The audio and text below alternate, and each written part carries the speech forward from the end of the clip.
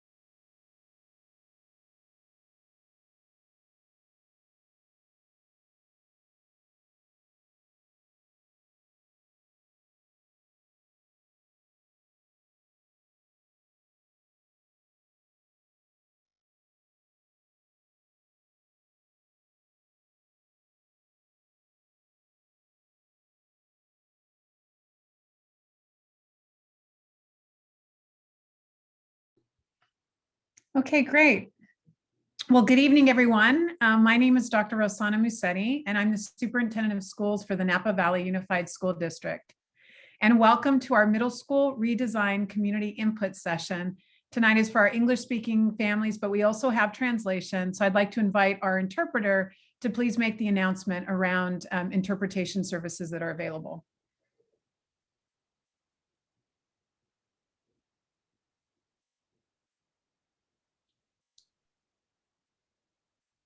Marcy? I'm here. You're Sorry muted. about that. No, this is Claudia.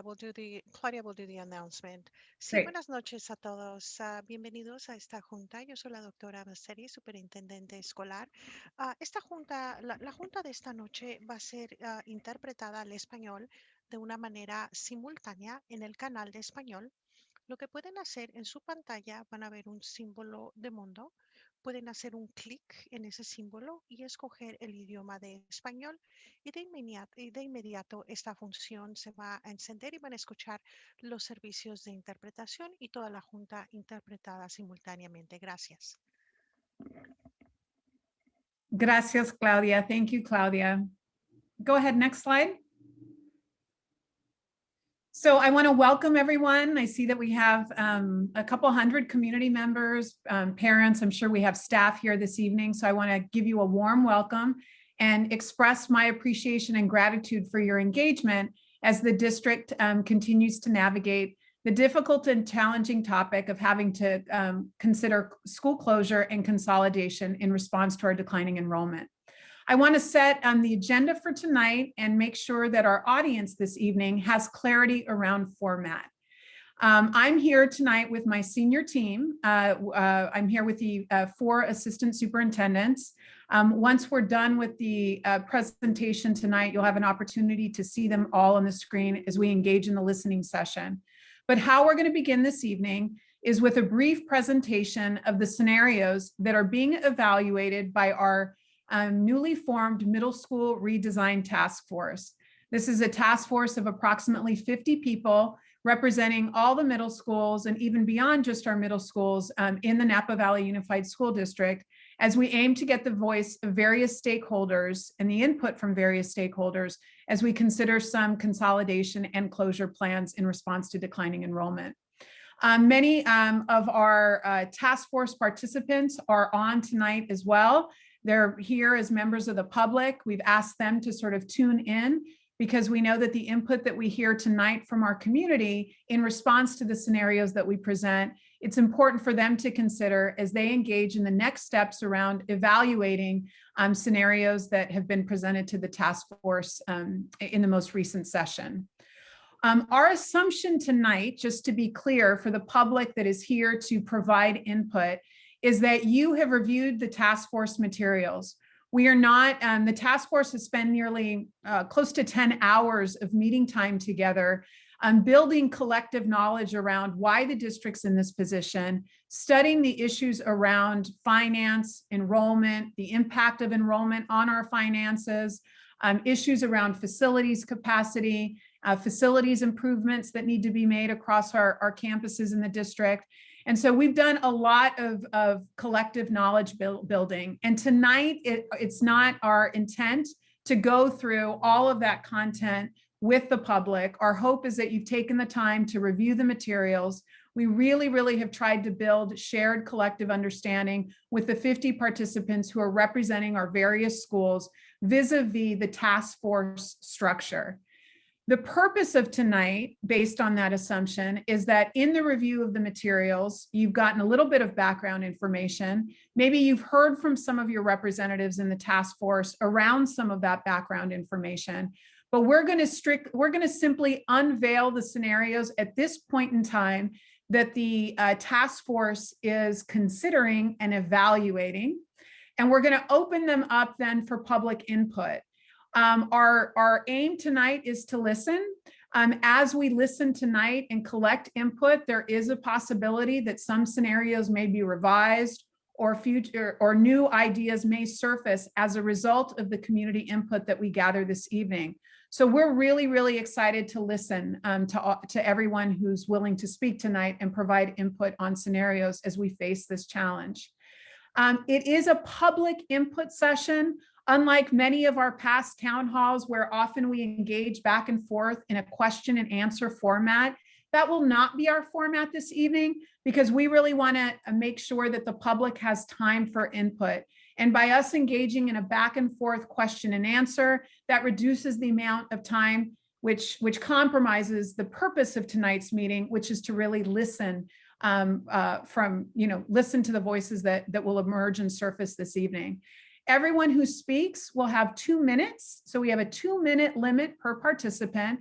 And when we get to the listening component of tonight's session, we just ask that you raise your hand. When you come onto the microphone, we'll ask that you identify yourself, who you are, if you're a parent, if you're a teacher, your role in the district, if you're an administrator, and what school you're affiliated with, or schools, maybe more than one school that you're affiliated with.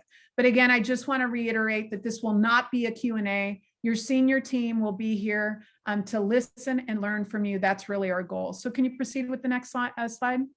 So again, listening is our goal tonight. We'll do the brief presentation on the scenarios and then really open the floor to the public. And we're excited to do it tonight here with our English-speaking families. We have translation interpretation services available, and we'll be replicating this structure tomorrow night with our Spanish-speaking families in Spanish as well.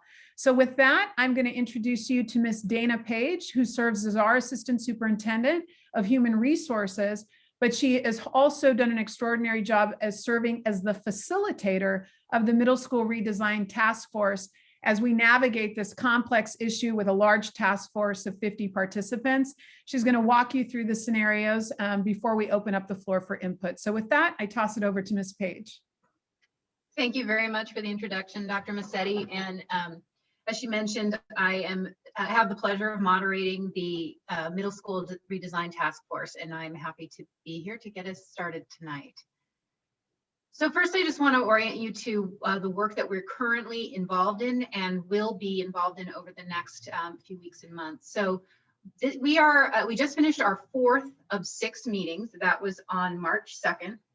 Our first 3 sessions were devoted to learning about the various elements of the district that impact the middle school redesign work. So for instance, facilities, management, our fiscal situation, instructional programming, enrollment, demographic information, whatever could be helpful for our middle school task force to understand in detail, we presented over the first 3 sessions. So that work concluded, and then on March 2nd, we started to dive into various scenarios. So we first introduced the scenarios that we had and asked the task force to get to work using the information that they had gleaned from the first 3 sessions to dive into these scenarios and try to understand how they would or would not impact and improve the current situation that we have. So you'll see that on March 16th, we will have our 5th session. And prior to that, we're in the phase we are right now, which is the town hall meetings. On March 8th and 9th, so tonight and tomorrow night, we'll have our series of town hall meetings. As Dr. Massetti mentioned, tonight's in English, tomorrow night's in Spanish, and our task force participants will be listening in so that they can take the information that they hear from your input and bring that to our next session on March 16th, where we will continue to evaluate scenarios. And you'll see on our to-do list down here, we discuss and analyze scenarios A, B, C, and D. Those are the ones that I'm going to summarize for you all. And then there's a question mark because there may be other scenarios that emerge, and we will continue that work with the task force on March 16th and potentially on April 6th if necessary to work through all the various scenarios that have been presented so far and any new ones that might emerge. Finally, we're looking to have a special board meeting in April or May where the final recommendation will be made to the board to take action. Every single meeting that we've had with our task force, we have always reminded them of what our challenge is. What is the problem that we are trying to solve? And essentially, because of the steep decline in enrollment, NVOSD is operating too many middle schools in the city of Napa. And what it's done is created a ton of empty seats at our middle schools that are in Napa. And it means that we are unable to use our resources in the most effective and efficient way in order to serve all the needs of our students in Napa the most effectively. The other thing that we do every time we get together with our middle school redesign group is review the middle school redesign guiding principles. This is a collection of 4 categories where it points to what we would see in the ultimate and best solution for our problem, for the challenge that I just illuminated for you all. So if we have a successful scenario, then that scenario will hit these 4 areas. They will, first is program excellence, which really refers to instructional, social, emotional programming for students, enrichment, all the things that you think about when you think about services directly for students. So our solution needs to hit all the marks for program excellence.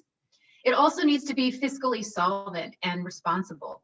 The solution needs to acknowledge that our revenues are driven by enrollment, and as our enrollment declines, so do our resources. So we need to address that situation head on, and the final solution that's put forth to the board will have to reflect the scale of the decline of enrollment and resources. And it needs to be something that's sustainable so that we can continue to operate the district in a responsible way and provide those services for students. The third category is responsible facility management. So what we have uncovered over the first few sessions is that we have a lot of facilities that are not full, yet we have then the responsibility to maintain all of those facilities. We have very limited resources for doing so. And the more facilities we have, the harder it is to get to all the needs that are at every single facility. So responsible facility management would address having the right number of buildings, facilities as part of our district to address the number of students that we actually have and the number of students that we're projected to have. And the final category is equity. We always want to look at our programs, our facilities, our resources that are delivered to students through a lens of equity, where that students who need the support, may need extra support, are getting that support, and that access is available to all students regardless of where they are in our schools or what their background is. So we have used these guiding principles to analyze each and every one of the scenarios, and we will continue to do that. So I'm going to go ahead and give you a brief overview of the scenarios that were presented to the task force in session 4. Oops. The first one was actually our status quo. So you could argue that we were diving into this scenario from the very first session because we were unveiling what our current fiscal and facility and programmatic reality look like. In this scenario, it would just be the status quo. Do nothing, keep the current configuration of schools as they are. And in this scenario, any ongoing savings that we would get from doing nothing would be nothing. So the task force together started analyzing our status quo situation using those guiding principles to kind of understand whether staying status quo is really a viable option. The next scenario is somewhat simple, but it's multi-part in the sense that the scenario is just to close one middle school. So you can see at the bottom that the estimated ongoing savings of closing one middle school ranges from about $1.2 to $2.2 million annually. The difference really relates to the size of the middle school that you ultimately close. And you'll see across the top that we have 4 middle schools in Napa, and we have asked the task force to consider scenario B1, B2, B3, and B4, which would be, each of those middle schools that we have in Napa, and consider what that would look like, rating it using the guiding principles. So scenario B1 would be to close Harvest Middle School. And if you close Harvest Middle School, you would also need to consider what you do with the dual immersion program students who are currently housed at the Harvest campus. So part of that would be a need for relocation of those students so that the program would continue independently of the site. So our committee members were asked to look at scenario B1, which would be to close Harvest. They were also asked to consider what it would look like if we closed Redwood Middle School.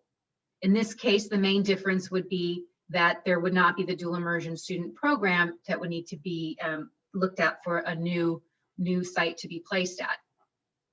In both of the Harvest or the Redwood scenarios, we'd estimate you'd save about $2.2 million in ongoing savings because of the size of those schools. Scenario B3, what is the consideration of closing River Middle School and what that would look like. And finally, B4 would be closing Silverado Middle School, which would also be about $2.2 million in ongoing savings. And I forgot to mention that the 1.2 is associated with River School, which is the smallest of those 4 schools. So I'm just going to pause here, see if anybody wants to jump in and add any clarity to this scenario. No, I think you're good, Dana. You can continue. Okay.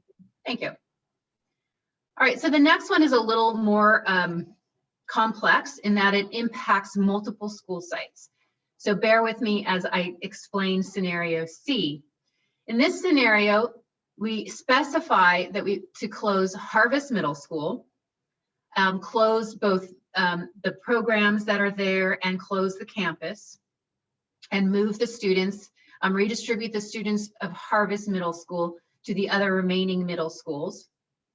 And then also close River School as a program, as a school, but keep the campus open. And I'll explain how that works in just a minute. Then the second part of this is to consolidate the students from NVLA in the dual immersion program there, the dual immersion students at Pueblo Vista Elementary School, their students, and then also the students of Harvest dual immersion. So we would unite all of those students into one comprehensive K-8 dual immersion program. But because of the size of all those students coming together, we would house the students who are in grades K through 3 in the dual immersion program at one elementary site. And then we would take the students who are in 4th through 8th grade in dual immersion, and they would be housed at what was the River School site.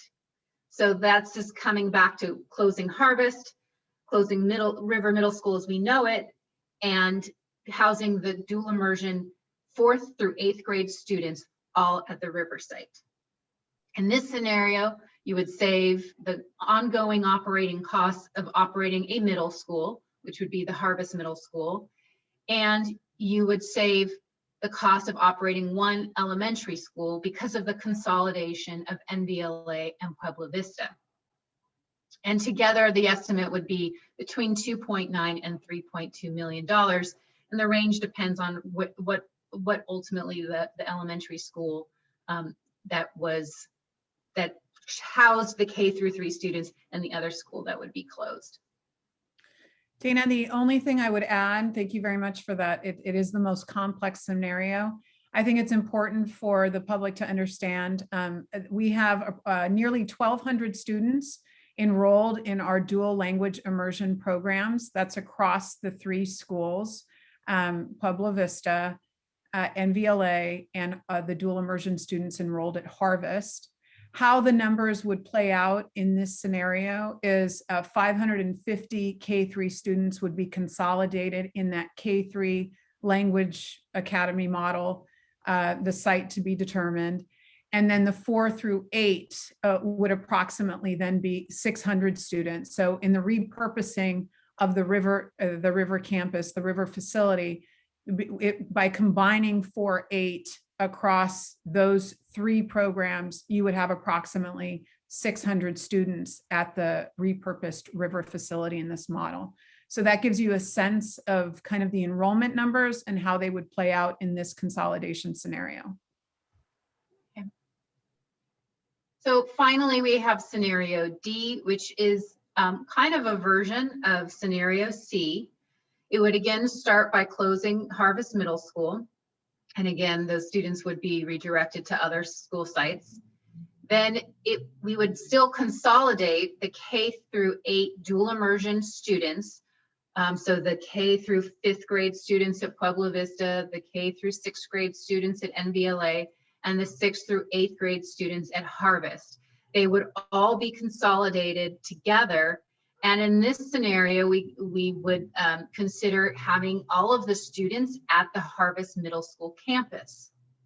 In this scenario, the savings comes from closing the 2 elementary schools that would then be relocated into this large K-8 program at the Harvest campus.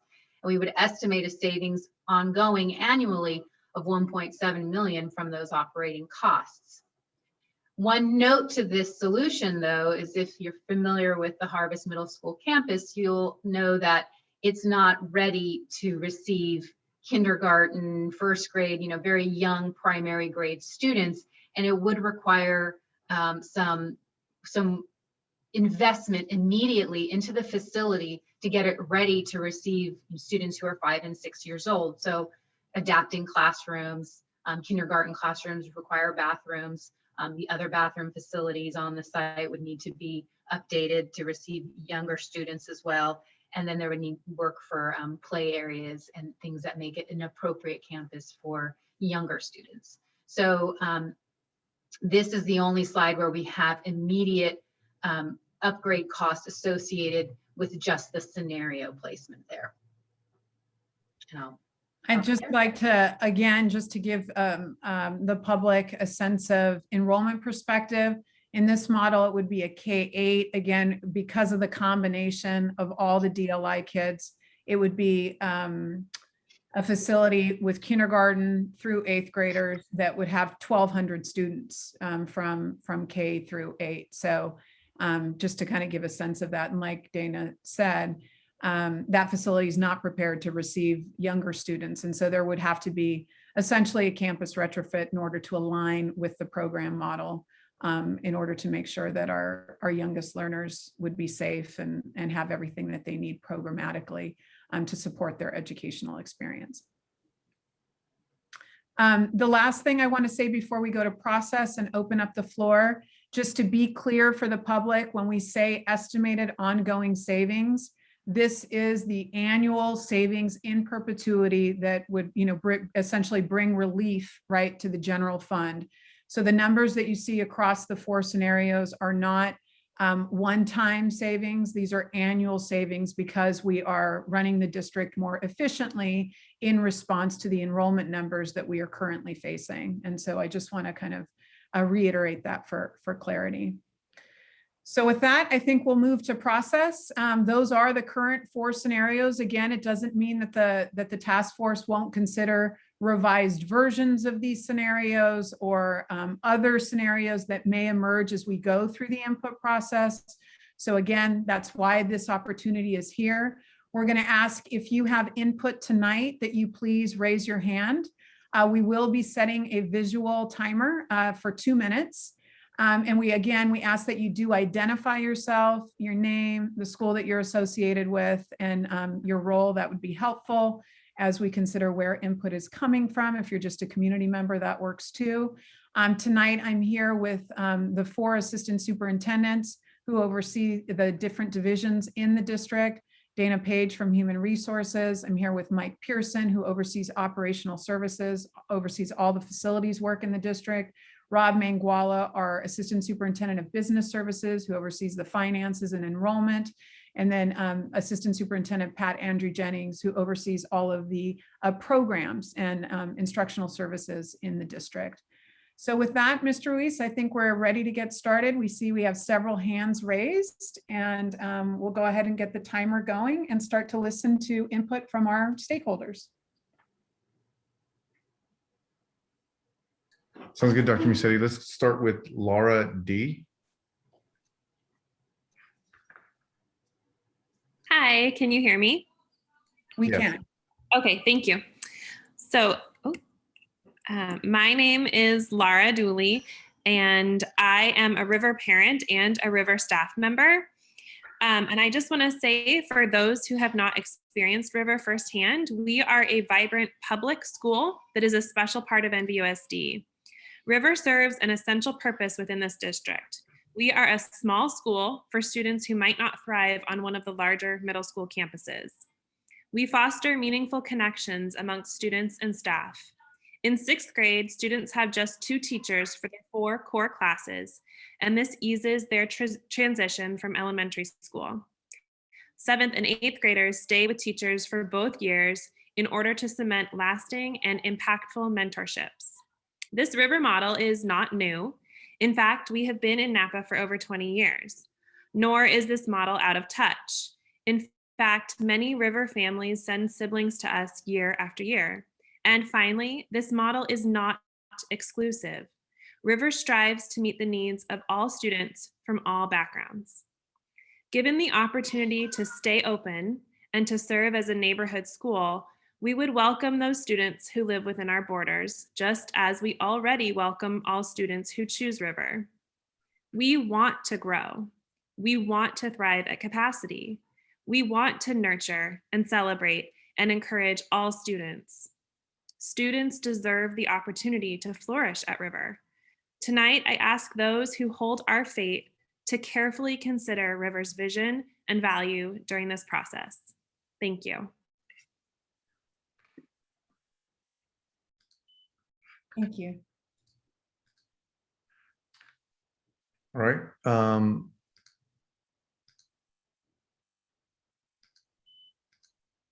Let's go with Keith Weckler. Thank you. My name is Keith Weckler. I'm the parent of 2 children in the district, and I've been teaching at River School for 17 years. Thank you. I'm glad to see that in the redesign guiding principles, some of the items being considered are academic programs as well as socio-emotional learning. Unfortunately, under option C, moving the dual immersion program to the River site would save that program at the expense of the River program, which is highly focused on socio-emotional development and building a supportive learning community while still presenting a rigorous academic program. There are 2 curricula in any school, the explicit curriculum of math, language arts, PE, etc., and the implicit curriculum of beliefs and values taught by every aspect of the school's culture.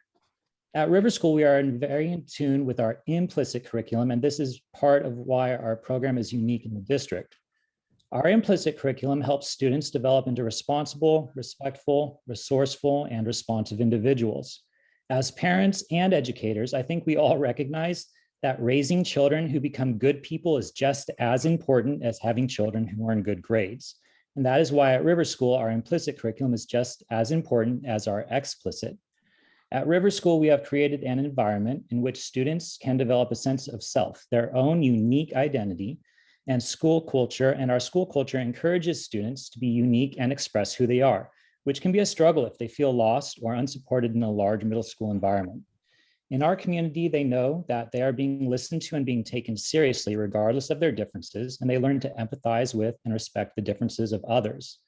These are vital ingredients for their own individual growth. Our school-wide agreement system teaches them that they are responsible for their decisions. Our school is a safe place in which they learn that it's okay to make mistakes. Option C would save the dual immersion program while eliminating the River program, which hundreds of families in our community have signed up for each year since 1994. I hope the task force and the board of directors are able to find a solution that can save both programs.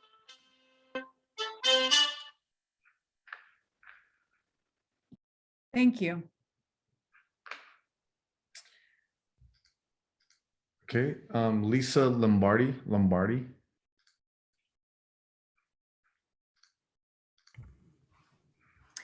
Good evening.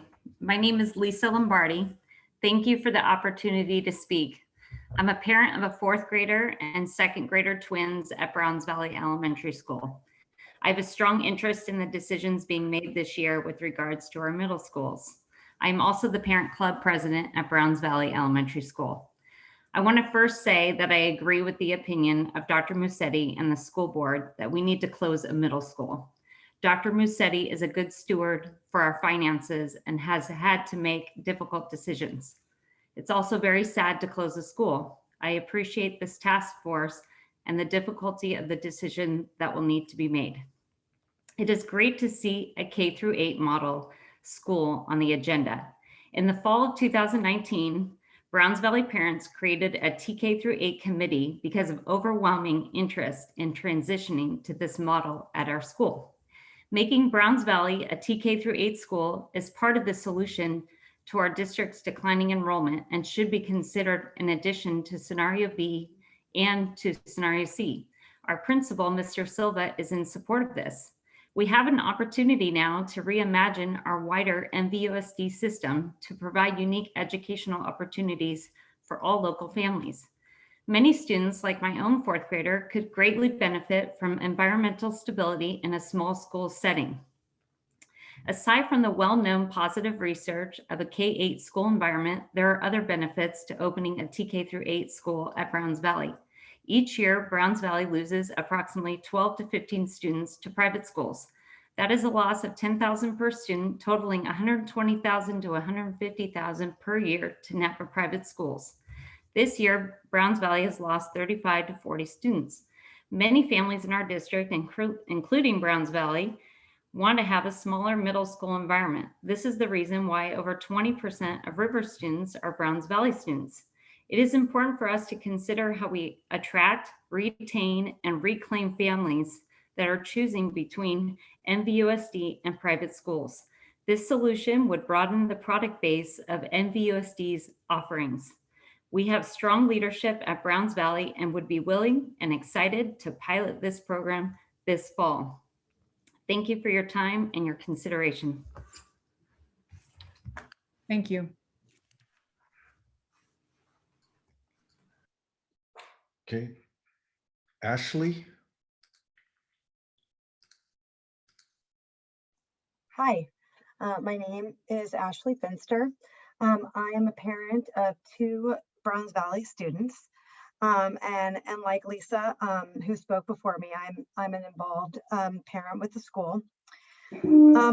I think, you know, allowing an option for Browns Valley to become a K-8 program, I think really hits on your 4 points of program excellence, solvency, and facility management and equity. I think program excellence has been fairly well addressed by Lisa. The smaller environment would certainly work well for my oldest daughter. She really needs a much smaller environment, as do many of her friends, in order to kind of come out of her shell and be less shy. Browns Valley has the space, and I think really the incremental cost of opening Browns Valley as a K-8 it's not much, if anything. And I think something that the task force should consider is let's talk about how do we stop the bleeding and the decline in enrollment.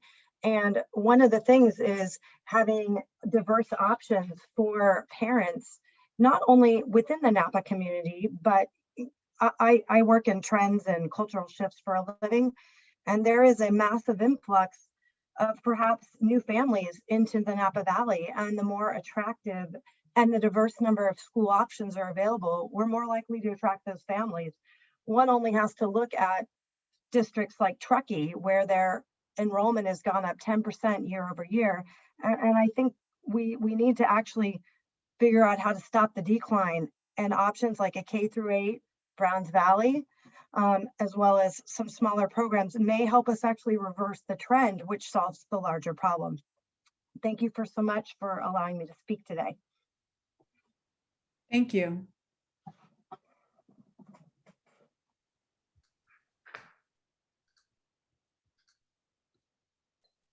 Okay, Thane K.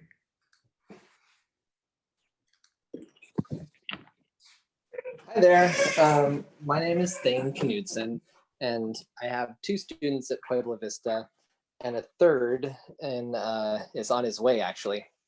So anyway, thank you for these scenarios and this open forum for the middle school redesign task force. It looks like out of 4 options, it really feels like 2. The scenarios are currently not options or available right now. And scenario C is so far from a middle school redesign, it's hard to really tie it to the situation.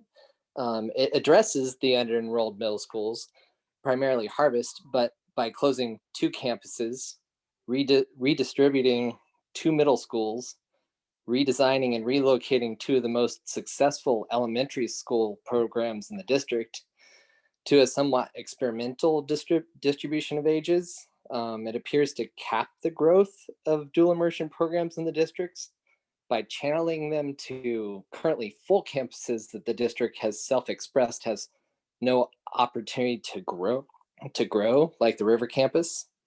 Anyway, I feel like the conversation has strayed well beyond the initial invitation of a middle school redesign.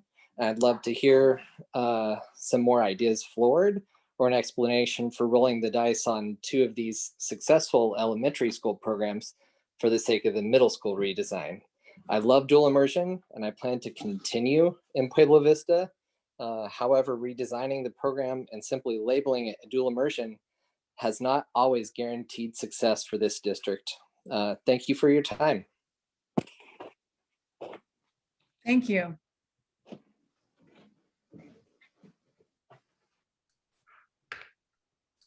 Next, Mr. Ruiz. Okay, RG Holly.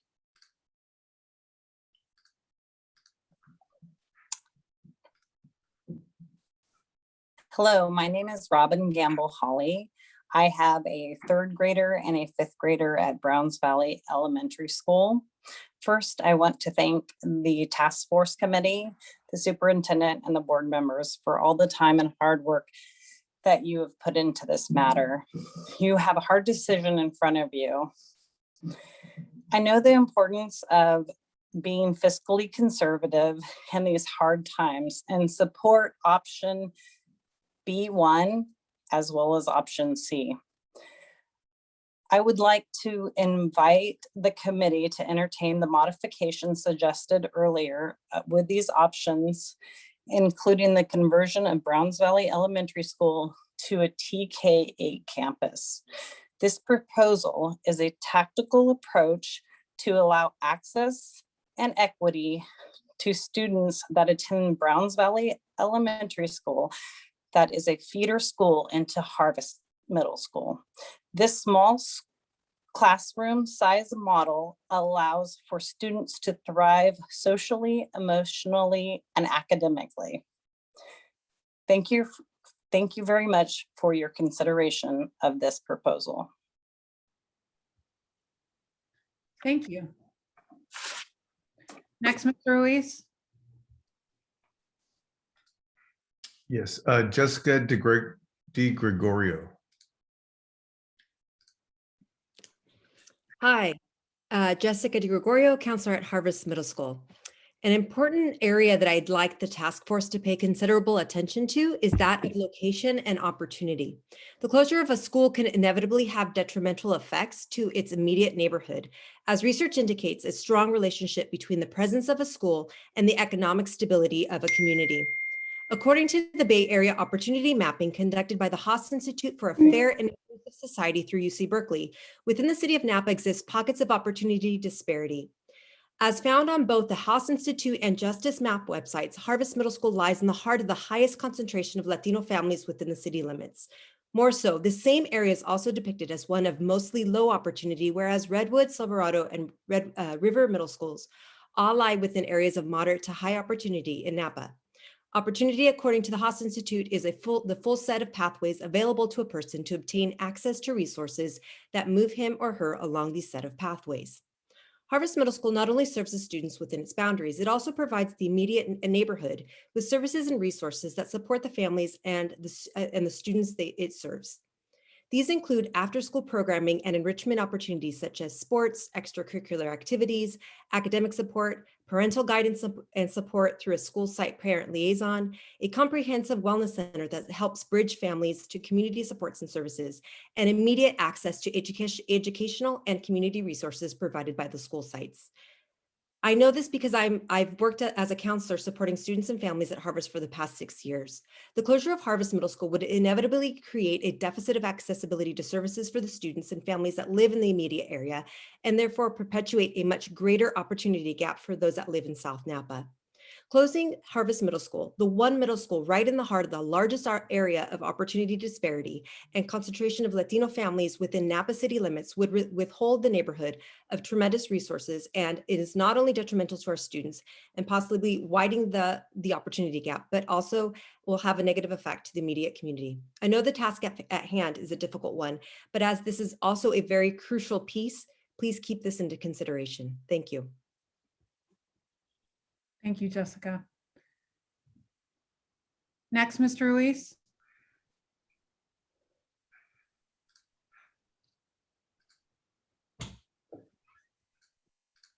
Yes, Derek Moore. I'm sorry, yeah, Derek Moore.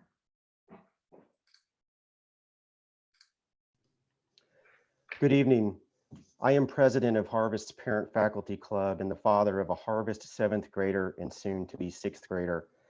I'd like to begin by correcting the widely held misperception that Harvest is a dying institution. In fact, the Hawk heart beats strong. Our diverse student body benefits from top flight instruction, including the only dual immersion language program of any Napa middle school. Our faculty and staff, led by Principal Martha Franco, are professional, experienced, and innovative. Our parents are engaged. I am dismayed that Harvest remains part of the closure conversation. I thought the importance of keeping this vital institution alive in this struggling Southwest Napa neighborhood would have become apparent by now. Last summer, unprecedented demonstrations were held in Napa around racial and social justice, ending systemic racism, and investing in our communities of color.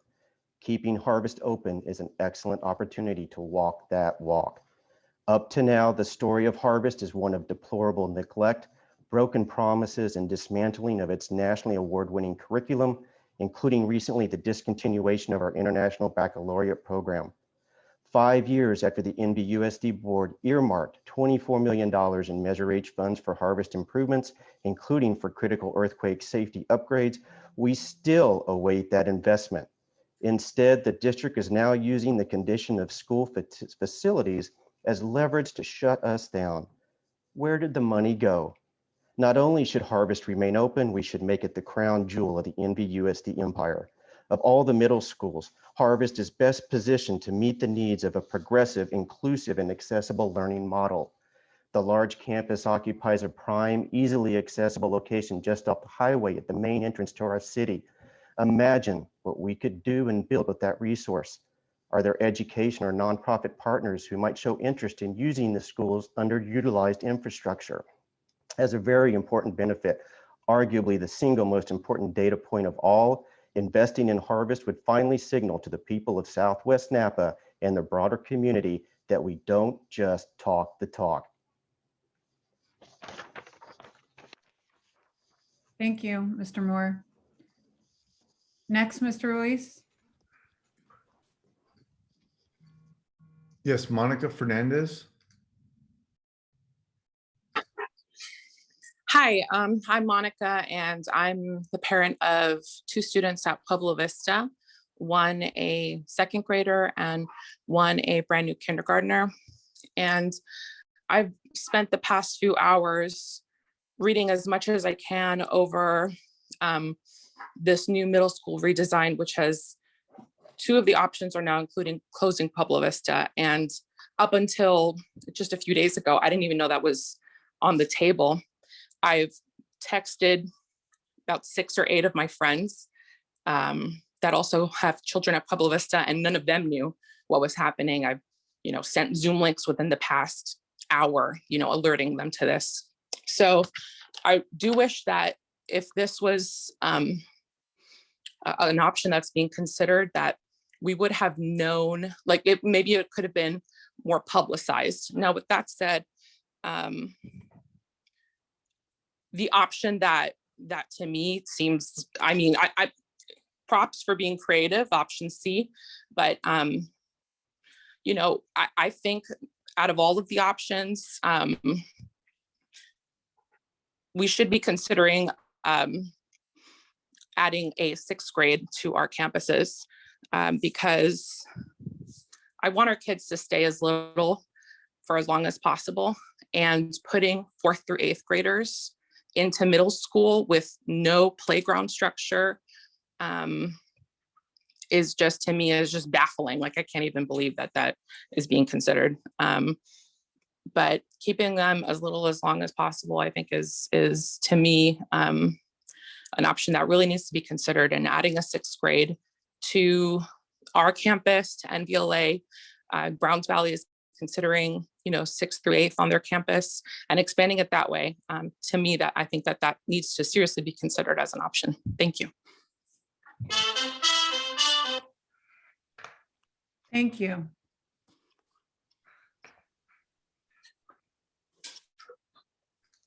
Darcy Storm.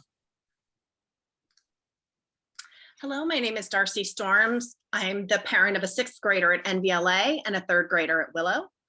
I'd like to ask that if the K through 8 dual immersion site specific options of C and D not move forward, that I would propose that the committee consider making the bilingual immersion program in middle school and above no longer tied to a site location, but make the program a 0-period course that can be attended virtually from any middle school.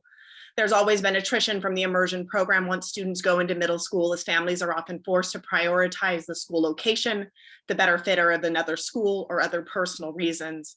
In pandemic times, and with the threat of Harvest closing, even more families have already chosen the stability of another middle school versus continue with the language program at Harvest under threat that they felt that the school would close. And I wonder how much greater attrition was out of the program this year.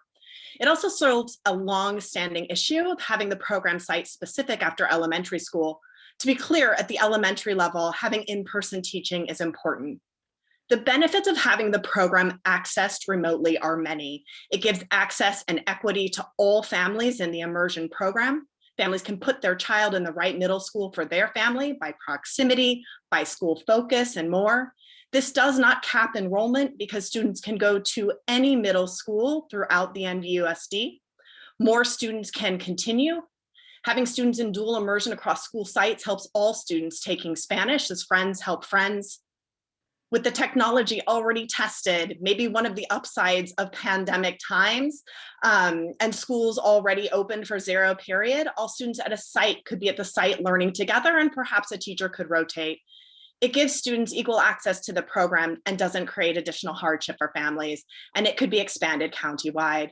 I'd argue that if we know that C or D would not continue, that this could start earlier than 2022 and start next year. Thank you. Thank you. Colette Chambers.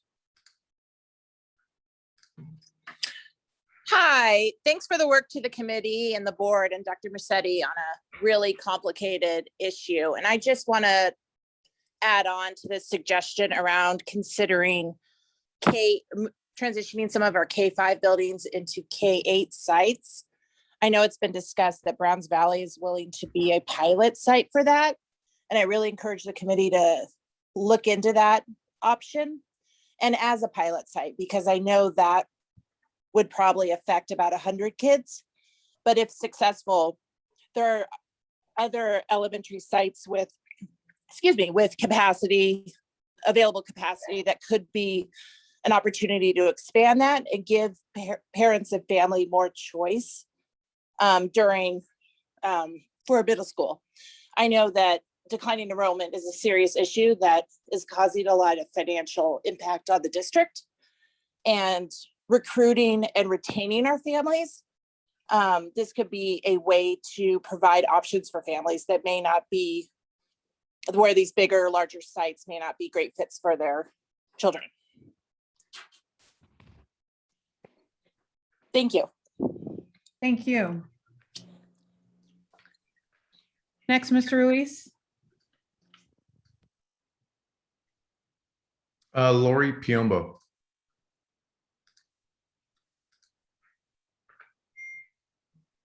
Hi, I'm Lori Piombo, and my children, 3 boys, have all been through Napa Valley Language Academy. It was Westwood when they started. The dual immersion program is amazing, and we lived in the neighborhood almost 30 years. What dual immersion has done for our neighborhood and city goes beyond what words can express. We were here in this neighborhood when gangs impacted the whole area, along with violence, shootings. It was really scary. Part of the solution of having a peaceful and vibrant neighborhood again, I directly attribute to these 2 wonderful schools, MVLA and Harvest, flanking our neighborhood. How could this be, you might ask? Well, sorry, I lost my place. This is a letter I wrote to the board, but I don't think the task force has heard it. Having both Spanish and English languages respected and spoken, along with the sharing of our cultures, certainly has brought our community together, making us stronger as one, and it's a beautiful thing. But more than that, it has given Spanish-speaking parents the nearby access to get involved in their schools. Since many of the parents only have one vehicle, they can walk to school, they can go to school and communicate with the teachers. Busing students across town will put extra stress on students. And these families are already disadvantaged, and they have many things to overcome, and they have more disenfranchisement, and it's just, they have less resources. Having Harvest Middle School here in the neighborhood gives the parents the convenience and confidence to get involved in their children's education. If you close Harvest Middle School, you'll be taking away this valuable tool from hundreds of Westwood families. We know that middle school is very important. I think the best solution is B, and it would be Redwood, and Redwood would filter into River, Harvest. Thank you. Thank you, Ms. Piombo. Next, Mr. Ruiz. Evan Virtullini.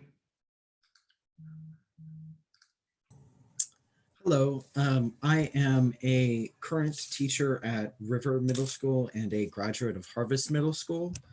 And as has been artfully and repeatedly stated to the task force, none of these scenarios are going to be positive. But seeing the district present only one scenario with adequate detail and seriousness was kind of difficult. Scenario C is as wildly disruptive to the NVUSD community as I can imagine, closing not only the middle school that I went to and love, but the school that I currently work at, and affecting at least 2 elementary schools.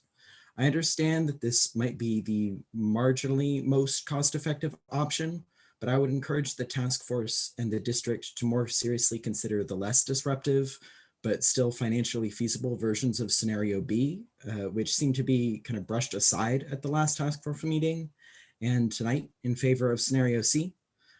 Every option is going to be painful, but we have an obligation as a district to balance those pain points and not simply choose the first streamlined proposal that has some level of surface validity. I want to send children to our schools one day, as do many of my friends and colleagues. But ripping the heart out of many of our experiences on so many levels, as scenario C does, balances too far in the direction of heartless cost savings and too far away from broader community interests. I'd like to see the task force and the district do the hard work to determine an optimal solution by considering a variety of scenarios, including scenario C, varieties of scenario B, and other options if possible, in order to meet the obligation to ourselves and our broader community. Thanks. Thank you. Cameron Shaw.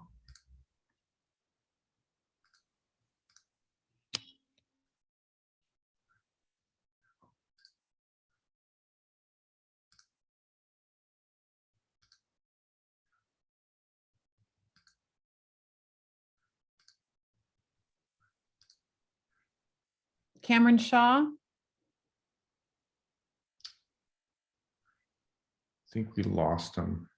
Okay. Let's go with Dana Wong.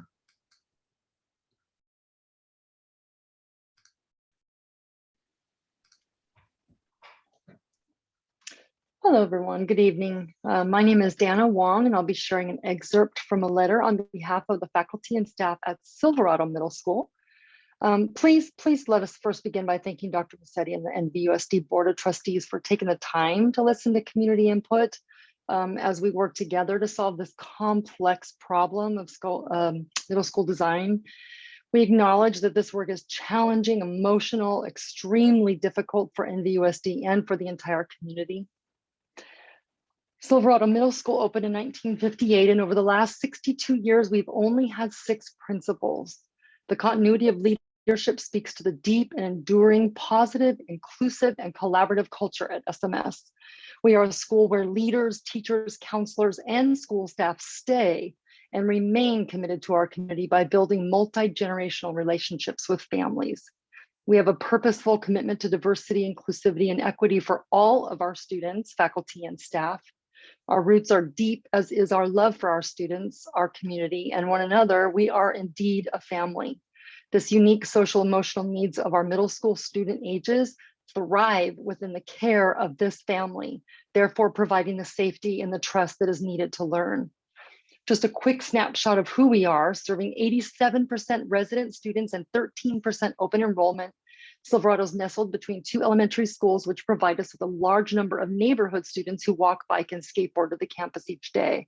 The facility at SMS, both in terms of culture and in physical space, has the unique ability to sustain positive growth.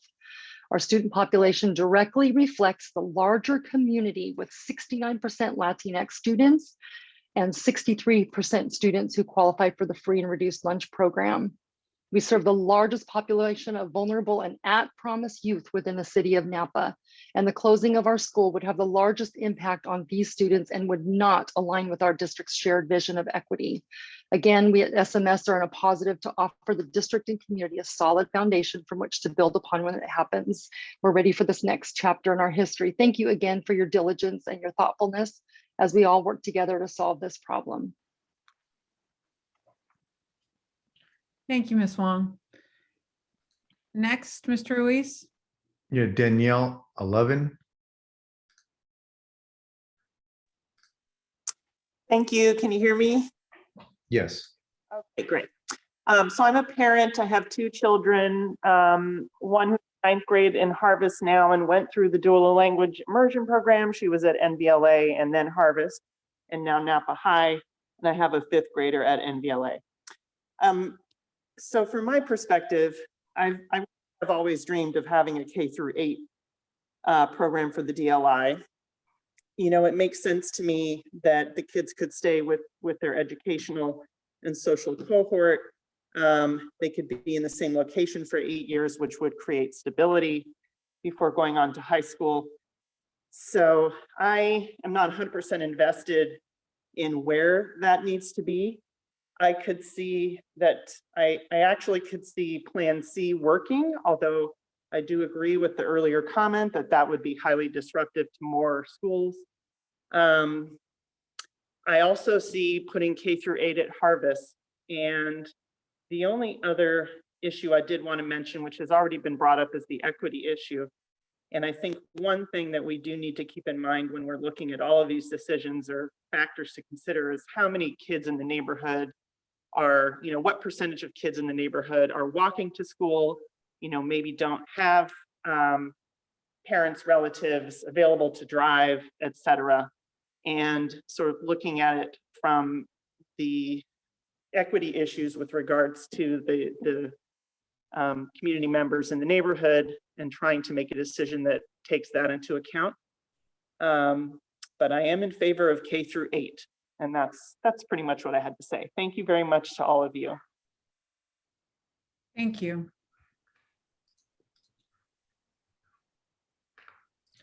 Next, Mr. Ruiz. Let's go with Darylyn Christensen.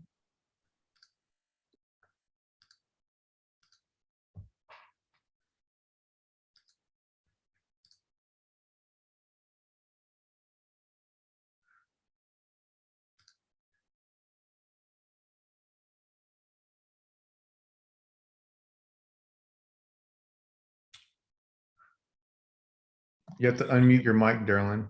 Thank you. I just did so. Are you able to hear me now? Yes. Great. My name is Darylyn Christensen, and I am the Vice President of the Parent Club at Silverado Middle School. I would first, just to save time, like to echo what Dana Wong said about our school's population, and just kind of leave those statistics as they are, and I will not repeat them. But I wanted to read a letter on behalf of the Parent Club, which represents parents and students in full support of keeping Silverado open and to continue to provide an excellent education with valuable resources and a central location to our families. In addition to our population of students, we have a very strong student leadership program which inspires students to make a difference in their community, which I think we've all seen firsthand. The Parent Club is actively raising funds to support the staff and students for enhanced school experience and with extra needs and support given where it's most important. Silverado encourages the brightest students and helps us bring up those who need extra help. Silverado's rural setting feels open and it's full of opportunities, and it logistically is best suited to provide transportation to students living in Napa's rural communities, including Lake Berryessa, the outlying Coombsville area, and also central Napa, with students bused in from the far corners of the district. Silverado's school administrators and staff are top-notch. Our principal and assistant principals are dialed into the needs of the students and always come from a place of positivity. We understand that the task force has been given a difficult problem, one that encompasses many details to consider: financial responsibility, transportation, rezonings, reducing hardships on families, and maintenance of our campuses. We trust that the leaders will make the smartest decision, although perhaps the hardest. Our Silverado families implore that Silverado remains open to serve our community and our children for years to come. Thank you. Thank you. Okay, Anthony Parise. Good evening. My name is Tony Parise, and I am the parent of a 6th grader at River Middle School. I will not elaborate on the very excellent previous conversations about River and their specific positive reinforcement of my child at that school. I would like to say that my child has thrived as a leader in the classrooms at school through the very difficult COVID-related, video-related learning for her first half of the year as a 6th grader. It certainly was not the River that we expected to join when we did our open enrollment searches coming out of 5th grade at Browns Valley. But it is a program that I believe in strongly.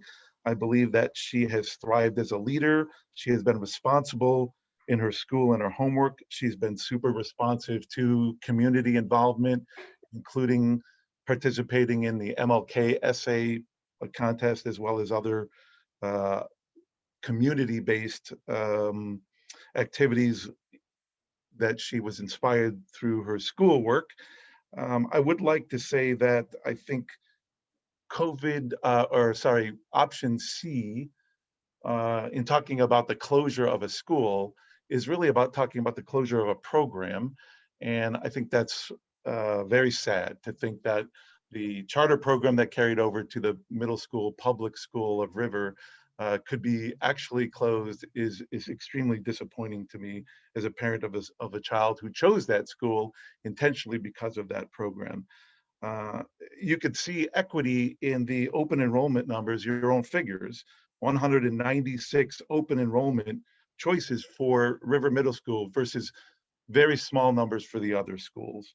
I think that speaks itself to equity and those parents who want their child to participate in that type of a program. Thank you for allowing me to speak this evening.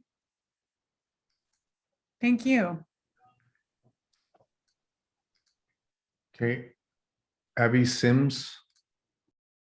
Oh, Abby, you're running the older version of the Zoom application, so I can't unmute your mic. Ms. Sims can call in, right, Mr. Ruiz? I believe so, yes. Call-in information is on the middle school redesign website page on the district webpage, if you want to try back, Ms. Sims. Okay, let's proceed, Mr. Ruiz. Brian Beggs. Okay, hi, thank you. So I'm Brian Beggs, the music teacher over at Silverado Middle School, and I've been teaching at the middle school level for 13 years in various districts, and I must say no school I've taught at is better than Silverado, so shout out to Silverado there. I'd like to take the time to ask the Middle School Redesign Task Force to take the opportunity here to solidify a commitment to complete and comprehensive middle school music and arts programs at each middle school site.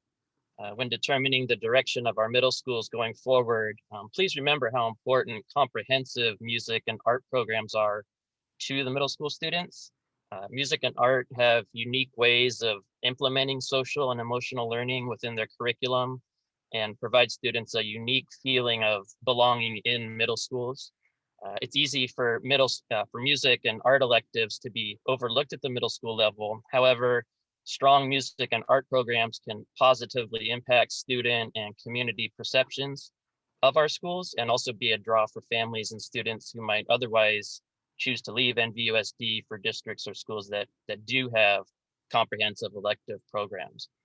With the fresh start that the Redesign Task Force is preparing for our middle school segment, please consider including funding and a curriculum structure that supports at least one full-time music and one full-time art teacher at each middle school site. When considering program implementation, I think it would be great to make it a requirement for middle school students to, at some point during their middle school experience, take at least 1 year of music or a visual or performing arts class. Thank you for your time tonight. Thank you, Mr. Beggs. Scott Thomason.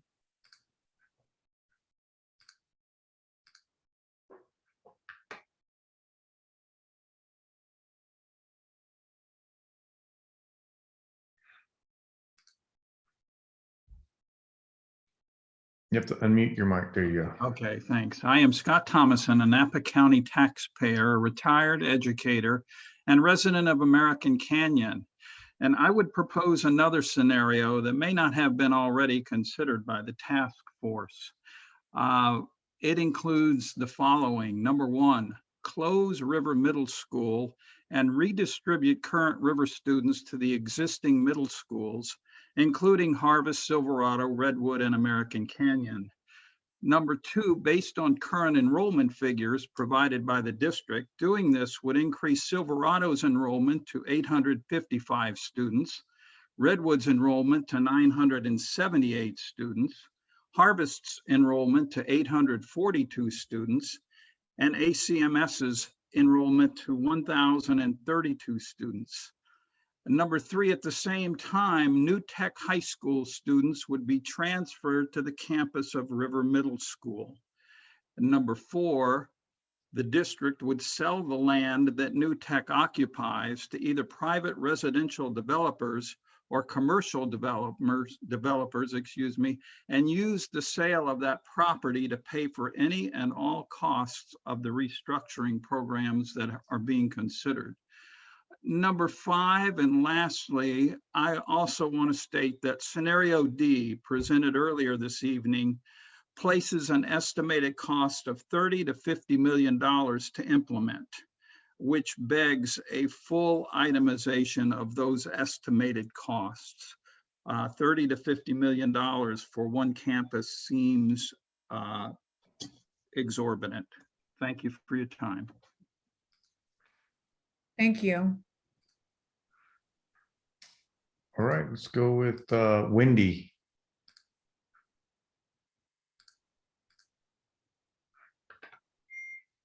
Okay, can you hear me? Sorry about that. Yes. Okay. Good evening. My name is Wendy Agans Dominguez, parent of a current 6th grader at River Middle School and a graduate of River. After dodging the repeated closure threats of Yountville, I'm disheartened that now River is also in the district's crosshairs. Culture, as Peter Drucker says, culture eats strategy for breakfast, and the culture of River Middle School will be lost if that school closes and those students get spread throughout the other middle schools. I chose River, like Yountville, for the programming, small community environment, and family engagement. If River closes, no other MVUSD middle school can offer what would be lost, and therefore my family would leave MVUSD. Thank you. Thank you. Ann Dearborn.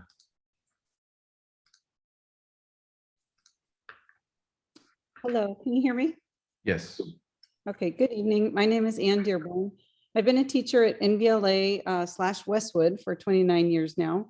I'm one of the teachers that helped to bring the immersion program to our school in 1994. I'd like to remind you that having the immersion program in the Westwood neighborhood is part of what makes it successful. In order to have a dual language program, you must have the 2 languages. We were and still are able to embrace our Latinx families, welcome them, learn from them, and teach them. We have built a community that transfers over to Harvest. Both NVLA and Harvest house Boys and Girls Club after-school programs, which are crucial for so many of our families. This gives our students a place to go after school so they don't end up on the street or at home alone. The dual immersion program is successful because it is embedded in the community it serves. Taking this population out of their neighborhood schools and out of their environment is going to interrupt their academic progress. I strongly believe we should look long and hard at which population of students are going to be interrupted. As we know, it will be at least one school. To conclude, I'd just like to remind you of the numbers. Harvest has the highest free and reduced lunch at 63.6% and the highest number of ELs at 29.7%. And there's also the housing plan to build affordable housing at Napa Pipe, which would bring even more kids to Harvest. If we think equity is important for these students, they must have a school in their neighborhood. Please don't close the neighborhood schools for some of our neediest families. Thank you for your time. Thank you. Okay, Harvest Mom.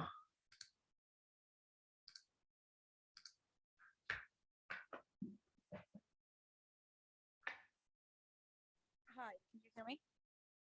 Yeah, could you turn up your mic? Yeah.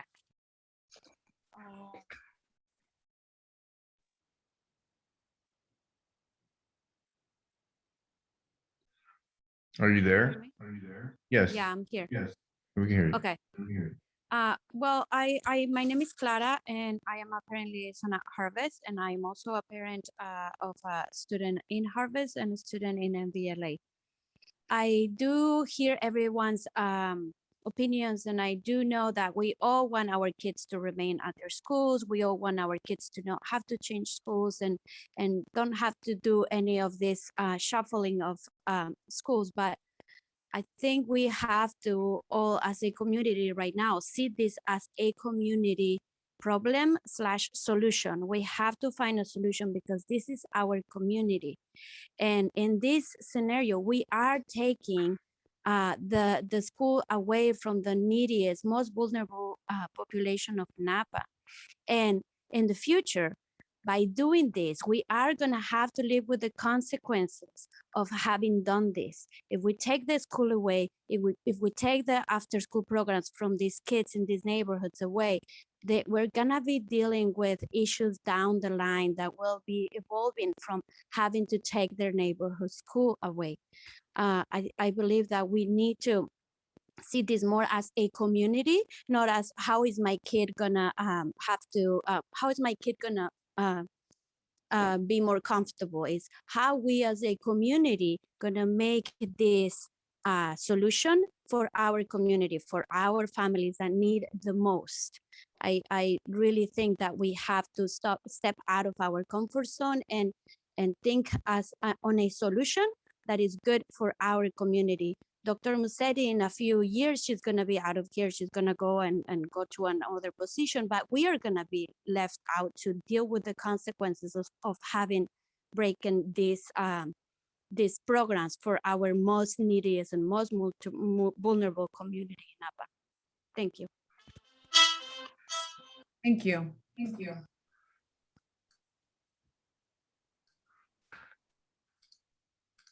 Okay, Felicia Gagliasso. Hi, good evening. Can you hear me? Yes. Perfect. I am a parent of a 6th grader at River Middle School, as well as a 3rd grader at West Park. And I wasn't originally planning on speaking, but changed my mind.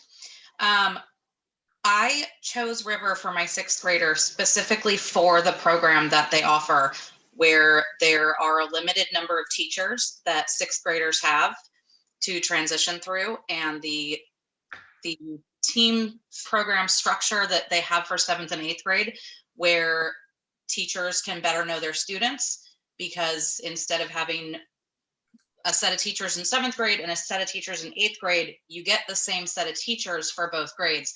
And I knew that for my own student, that was going to be the best environment for his mental health.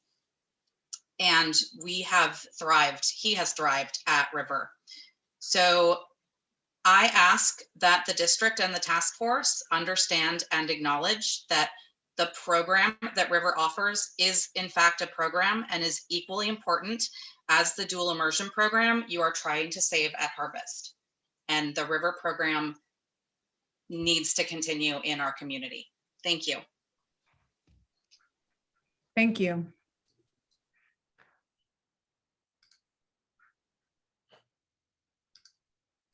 All right, Lorena Munoz.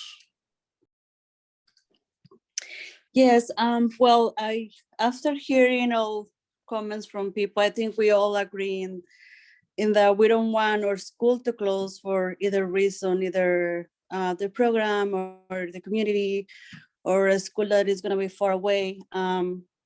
If I will be able to choose or both, I might be able to go with option 1, since I don't see the rush of closing school if we're not below the budget that is required to have in savings or for the district's budget. Also, I want to see more transparency on the when the district tax to people or the tax for because I remember in the last meeting, one of the parent asked us the district how much money they have about to do all the changes that require to change like Harvest to be K-8. And seems like Dr. Mercedes got so mad of it and she answered kind of upset about it. I just would like to see more transparency. Even if you don't have the money, you just have to say you don't have it and where the money will come from, like Measure 8 or whatever programs or the government or whatever. Also, on the MUSD district says there's a lot of equality to be equal with everybody. but closing the schools that are more like vulnerable and there's less, the only ones that are being affected are the community that has like less lucky, less money, low income. Those are the communities that are being targeted, and it seems that it's not equity to be closing programs and closing schools. I will say just stay with option one, since I don't think we need to keep closing schools because of that. And if you want to be equality, you just have to think about the less people that has like less on this side of this town, like there's nothing. So I will just rather not close any schools for now. Thank you. All right, Jessica Rockwood. Hi, thank you. My name is Jessica Rockwood. I am a parent at Browns Valley Elementary to a current first grader and an incoming kindergartner. I'm speaking tonight in favor of the consideration of a Browns Valley TK through 8th grade option as part of the solution to our declining enrollment.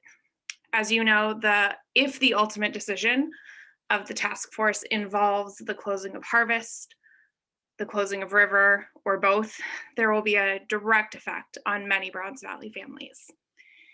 In exploring the feasibility of a Browns Valley K-8, I believe the benefits to NVUSD and alignment to the middle school redesign strategic plan will be clear. Fewer students will need to be redistributed to the other middle schools. It will provide another non-traditional option for families when considering middle school. And the district may retain or regain enrollment and ADA lost to families who would otherwise opt for private school. It seems that a Browns Valley transition to K-8 would be possible and beneficial as a component to any of the existing proposed scenarios, or could fit in as part of an entirely new plan. Given the strong leadership and community at Browns Valley, we have an excellent opportunity to not only fill empty classrooms, maximizing the utility of our campus and offsetting the impact of declining enrollment, but we can also serve as a model for other NVUSD schools who may have the same opportunity to extend to K-8 in the future. Finally, I want to urge the task force to poll current and incoming Browns Valley families, as well as our staff, to gauge interest and really to speak to the stakeholders at each site involved in each of these scenarios. I think giving people the opportunity to really understand what's going on here at each of the sites that are involved is crucial. Thank you so much. Thank you. Okay, Becky and Brian Castillo. Hi, thank you. Can you hear me? Yes. I am Becky Dalcini Castillo. I am the parent of a 7th grader that's in the DI track currently at Harvest Middle School, who will have graduated when all of these changes potentially would have taken place. I want to say that I appreciate the work of the task force. It's a hard job to do. I have read over a lot of the data and information, and it seems like you're looking to have immediate and ongoing savings of $1 to $2 million a year and long-term stability and success based on stated guiding principles that you have outlined. And what I really want to focus on is what I feel like is kind of missing here is the success of the education of all students across the whole entire district. And my impression is that would not be accomplished by removing a neighborhood school. And would you consider closing River, which has no boundaries, close the PV campus and move them to the River campus, move the Pueblo Vista program to the River campus? And it leaves DI in both the north and the south parts of the city. I also would ask the task force a couple of requests as far as considerations. It seems like there hasn't been consideration to transportation if you close any middle school other than River, which is definitely going to be something that has to be considered. I'd like you to consider creative solutions that look at our whole district from a global view, like what Clara was saying. We're a community. Let's look at this and focus on the outcome for the students. What's the best outcome going to be for our entire city and for all of our students? And also consider applying programmatic concepts that have proven successful across all district middle schools. So while people's interests in particular middle schools might be because they sent their kids there for a program, why don't we try to apply those ideas to all of the middle schools? Thank you. Thank you.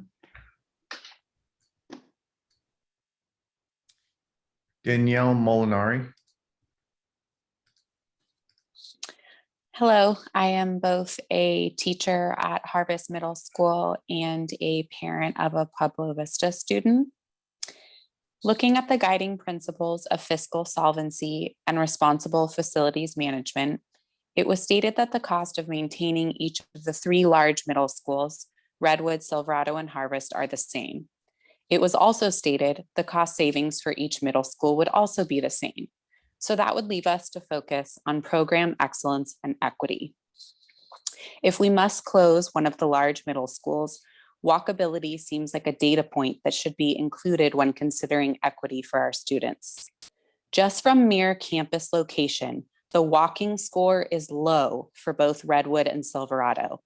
Redwood is only safely walkable for students that live on the southwest or northwest side of the campus. Silverado is only safely walkable for students that live south of the campus. Harvest is the only campus walkable from every direction. Harvest Middle School currently has 69% of its students living within walking distance of its campus, and I emphasize that it is the only walkable and safe terrain. While the other middle schools' numbers were not provided, I encourage the task force to include this when thinking about the equity of our students, as closing Harvest would make a less accessible and equitable middle school option. When looking at program excellence, the only current middle school offering a specialized program is Harvest. It was emphasized in all of the meetings that dual immersion is a focus and an investment the district will continue. And the scenario of closing Harvest Middle School and or relocating its students would weaken the program excellence. Thank you. Thank you. Okay, Jessica Silverman. Hi, my name is Jessica Silverman. I am a parent of 2 students at Browns Valley Elementary School. And like you've heard from other parents and involved people here before, I'm interested in the district pursuing moving Browns Valley to a TK through 8 option. I know this wouldn't solve all of the issues that are going on, but we definitely have a lot of support to have that moved onto our campus. We are a feeder school for both Harvest and River. So having both of those as an option to possibly be going away in the future really does affect all of the parents and students at our school. And we also have the ability to make a transition very quickly to a TK to 8 model and to be able to use that to model for other schools in the area. I would really encourage the task force to reach out to the stakeholders and the parents at our school to do some surveying and see the interest level for that. And I think that it could be used as a part of any of the solutions that you've created here or as a part of a new solution as you move forward with this. And that's all I have. Thank you. Thank you. Okay, Tracy Moskowitz. Hi, my name is Tracy Moskowitz. I'm a parent of a student at Pueblo Vista, as well as a staff member at River Middle School. I currently live in American Canyon, and when choosing the program for my daughter to go to, I had no choice other than to drive 30 to 45 minutes every morning to a dual immersion program that I wanted. I found Pueblo Vista, and I've been incredibly happy to have it. It is incredible with its environmental science, as well as cooking and the culture and education, the closeness of parents. And with that, I enjoy community. I enjoy small groups of people. And I feel that the voice of our community isn't being polled with, do we need larger campuses in order to save more money, or do we need to look at what we want? I agree that we need to look at our how we are losing students to other places, but more importantly, keeping community. And that might be, there's no good solution, but I would say that equity, I agree that Harvest needs to stay open. I agree that moving it is non-equitable to the Latinx community, as well as anybody in that general area. The walkability is incredibly important.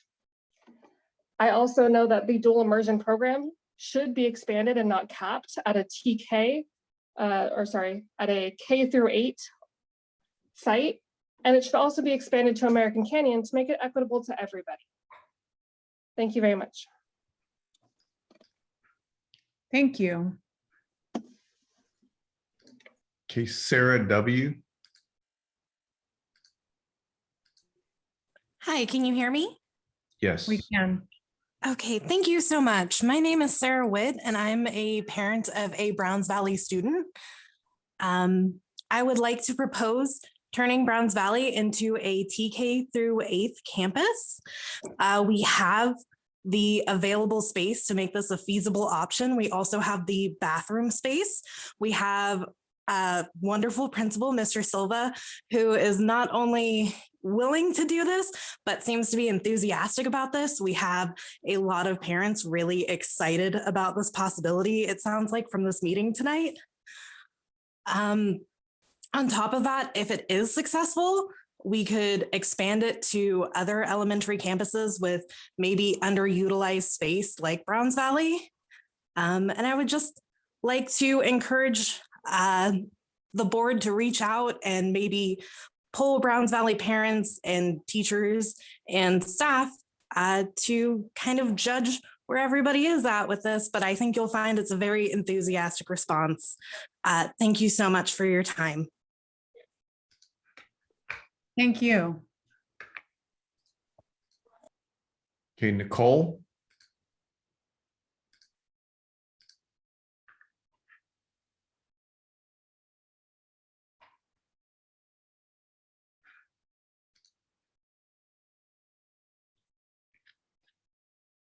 Hi, yes, good evening, everyone. Can you hear me clearly?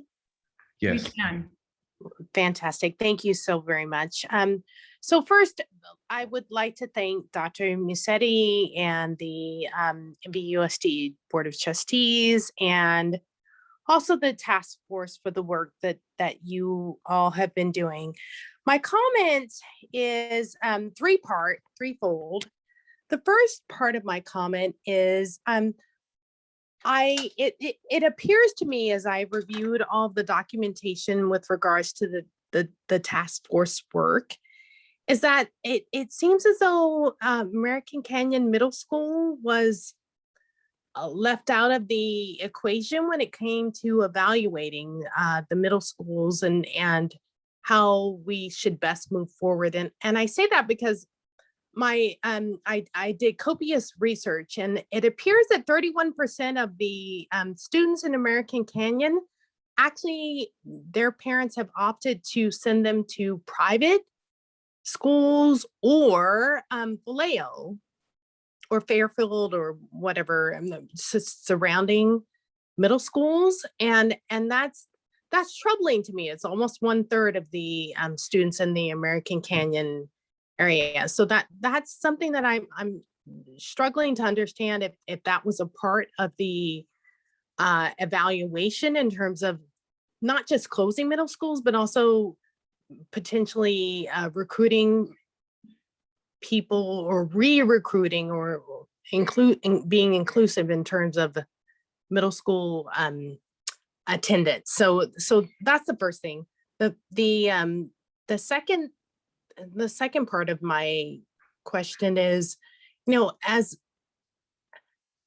a parent of someone who is a 5th grader, oh gosh, oh, sorry. Okay.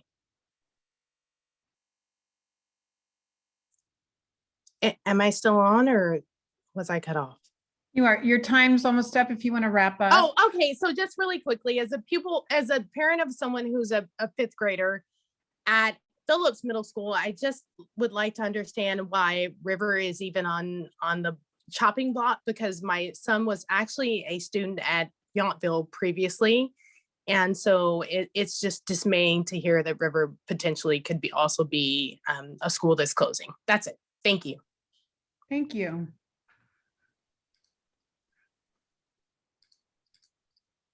Okay, Deborah Carnes.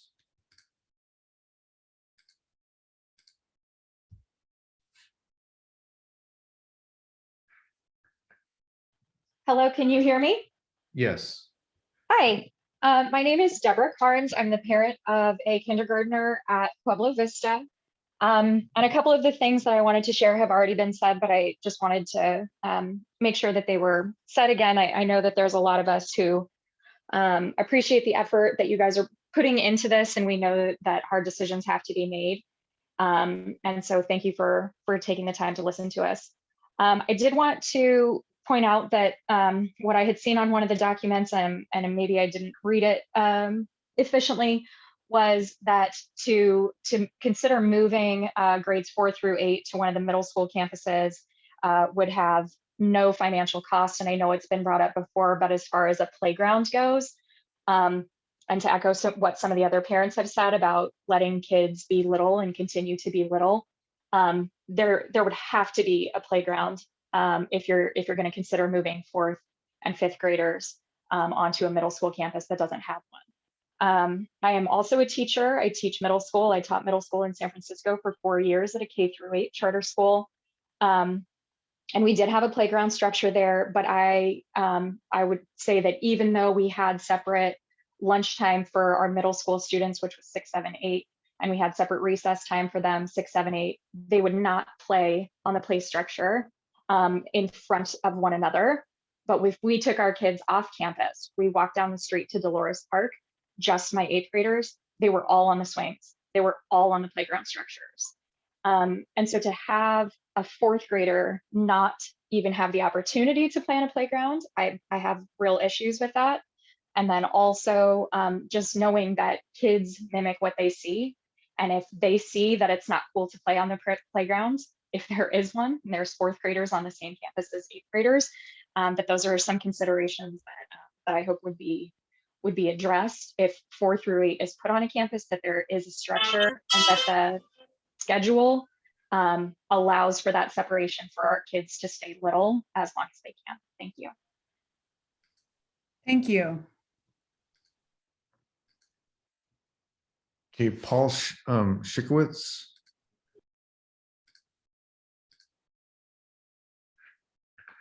I'll unmute myself. Hello. Am I heard? All right, fantastic. I'll just cut right to it. Thank you, everybody, for the consideration and hard work that is ongoing. I'll identify myself as a parent of both or all Browns Valley, River, and Napa High students, with one already in Napa Valley College. For fun, I'll also identify myself as a taxpayer. It is tragic and contrary to the philosophy specifically of River School to have River School even be considered as part of something on the chopping block. Linda Inlay would probably have a lot of input to this. The concepts of responsibility, respect, just resourcefulness and responsiveness to the community are things that are deeply ingrained in the culture of that school and could be stood to be propagated throughout the rest of the district. There's a lot of pride that I sense amongst parents and teachers of the various schools, as there should be. I don't think that this is a tenable situation when we consider getting rid of River. Someone else earlier in the conversation referred to their school as a potential crown jewel. I do not want to take away from any of the schools, but what I do want to say is that River stands head and shoulders above many of the other schools in its successes, in its achievements, in the overall amazingness, there is such a word, of the output and the input by its students. If it were let go for lack of a better expression, all that would go away. And instead of having a philosophy that could propagate throughout the district, you would have nothing but a shell to recognize a successful experiment. And I think that is egregious, to say the least. River was highly successful and ought to be emulated rather than canceled. I think that says it all. I'd really like you guys to take that to heart. Thank you. Thank you.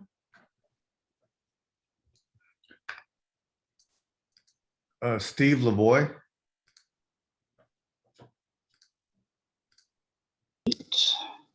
Hi there. I'm Steve Lavoie, a teacher currently at Harvest Middle School. I seem to have lost the screen. Am I still there?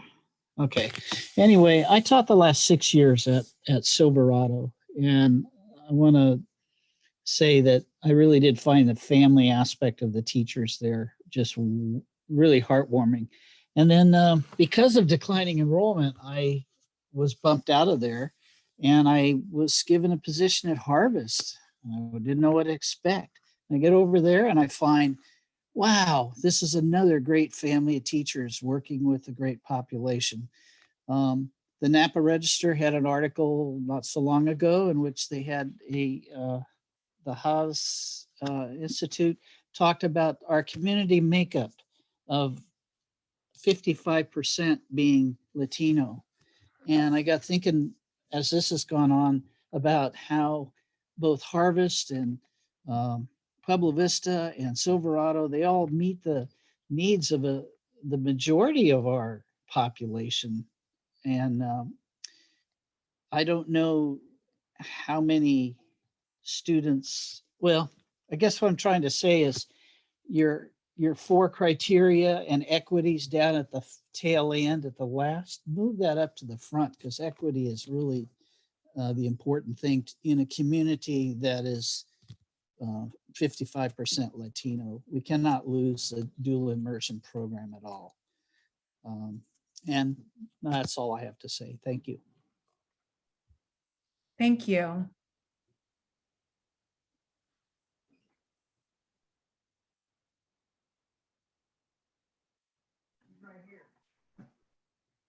Next, Mr. Ruiz. Your hand's down. Yeah, Abby Sims. Hello, Hello. my name is Avi Sims and I am a student of River Middle School. River is a very unique and accepting school. Even though River is small, it feels like a community or a big family to the students. This school is a great place for kids like me who like to know most of the students on campus. River's a project-based learning has benefited me greatly because I've always loved doing projects, even when I was very little. My teachers have always been very close to me at this school, and I really love learning here each day. My sister will be coming to River as a 6th grader next year. I would love to watch her grow in this school. I really hope she will get the chance to have the same experience as I did with all the love and support from the staff and kids. I'm asking you to please not close River or change its ways of teaching. There's a sense of belonging and community here that is hard to find in schools. Thank you for giving me an opportunity to express my concerns.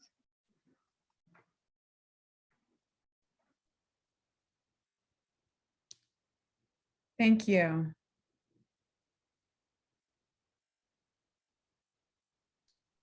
William C.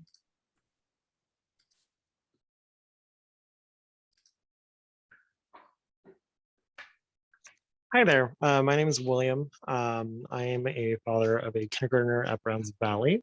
So we're kind of new to the whole school system, but I myself went to Napa High School. Prior to Napa High School, I actually went to St. A's, which was a private school. So I firsthand, saw advantages to kind of smaller class sizes.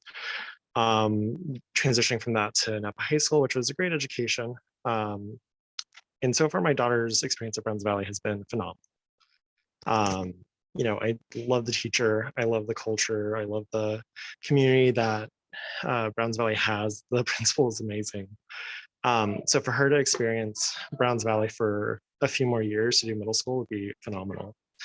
To my understanding, they have the capabilities to handle it, to transition to that without any sort of major financial burden. And in a lot of cases, I understand that due to the pandemic and a lot of changes over the past year, some hard financial decisions need to be made, so that way, overall the community can continue forward and survive.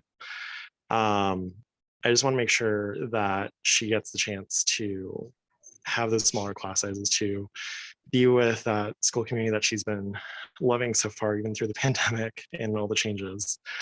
So if it's a way for her to experience that, if it's a way for us to, not overburden Redwood or Silverado or Harvest or whichever schools are remaining after the changes coming forward, if it's able to offset some of those burdens from those other schools, I think it's an option that should be explored, to be seen.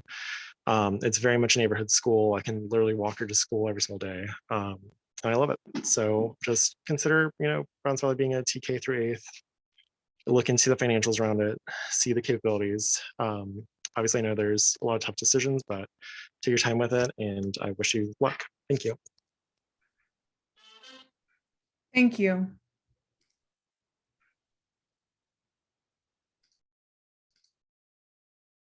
Sarah?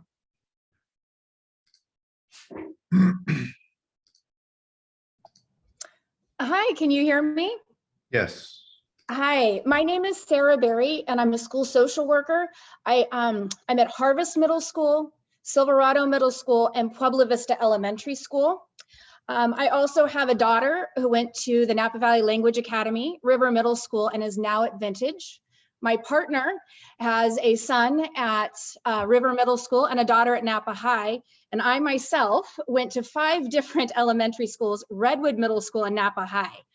So I have many ties to the Napa Valley Unified School District. So as you can imagine, my heart hurts with this difficult decision that we have to make. So I'm not here to advocate for any one school. As I've been able to hear over and over again, parents in the community love our schools. They are all amazing in their own way. I just ask, as a white Psy woman myself, I just ask that we reflect on our own position in this community, in this world, our own privileges and our own opportunities, and use that as a lens when we're thinking about how our decisions are being made. Ask who we want to be. I've loved seeing lots of the signs pop up in my neighborhood and around town around equity, pointing out that we do care about those who have less than us. So I just ask that we actually reflect on that and ask ourselves who we want to be. I know that there were poor decisions made in the past, and that's why we're here, but this is an opportunity for us to stand up and to do what's right. And so asking ourselves who we want to be. I also want to encourage the people who are going to be making these decisions, as well as the parents and other community members, to listen to the podcast called Nice White Parents. So it's a podcast called Nice White Parents. And it is about how nice white parents influence our public schools. Thank you so much. Thank you. Lauren Daly. Hi, thank you very much. I am a River School parent. I have an 8th grader at River School and I have a 6th grader at River School. My general feeling is that when I look at, as Tony said earlier, the closing of River School is really the ending of a program. And to me, to our family, River is so much more than a school. It's really a key program that would basically go extinct if we close it. So I see closing River School as really a setback on the goal of program excellence. And I see closing Harvest as really a setback with regard to equity. Harvest is a really key community school. And, I'm saddened to see both of those schools potentially on the chopping block. When I think of River, I think of the program and the philosophy and the teachers. I don't think about the building or the facility. My son was a student at River when it was at the Harvest campus. I would propose moving River back to the Harvest campus, which would allow us to maintain both River and Harvest, and would also give a mechanism, some flexibility with varying enrollment to give us a mechanism to move the census of both schools back and forth without having to make any major changes to any of the facilities. It could also allow us to share some services and some electives. This could also make River more accessible and make it change the demographic of River in a more positive direction, so it's more representative of the demographic of the school district as a whole. I would finally like to add that I didn't see any indication of any research as to why families are leaving the district. And if that's a factor, anecdotally speaking, it seems to me that it is. I would encourage some research and perhaps some surveys to all families in the district, asking, including those at private schools, if you are leaving, why? And if money were not a factor, would you consider leaving? And if so, why? And I think that's just valuable information to have as part of the decision-making process. Thanks. Thank you.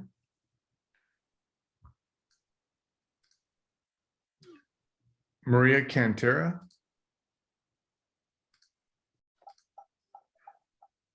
Good evening. I'd just like to say thank you for everyone's hard work. I know the decisions that have to be made are not easy. One of the things that I haven't been able to get enough information on is the busing. If they do close Harvest and move it to the River campus, is that campus then going to be a neighborhood school or an open enrollment school only?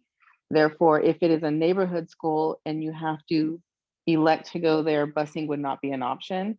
But if it was something where we can bus all the people from Harvest to go there if they wanted to continue to do dual immersion, what the cost of that would be. The other thing to consider, I think, is bringing that dual immersion program both to the Redwood campus and to the Silverado campus, and leaving the River School campus a River School campus, because it is a program, something we look forward to. I brought my family here 2 years ago because of the schools, and one of the schools that we wanted to go was to River because of the kind of school it is, the kind of programs that they offer. Thank you. Thank you. Okay, Gina G.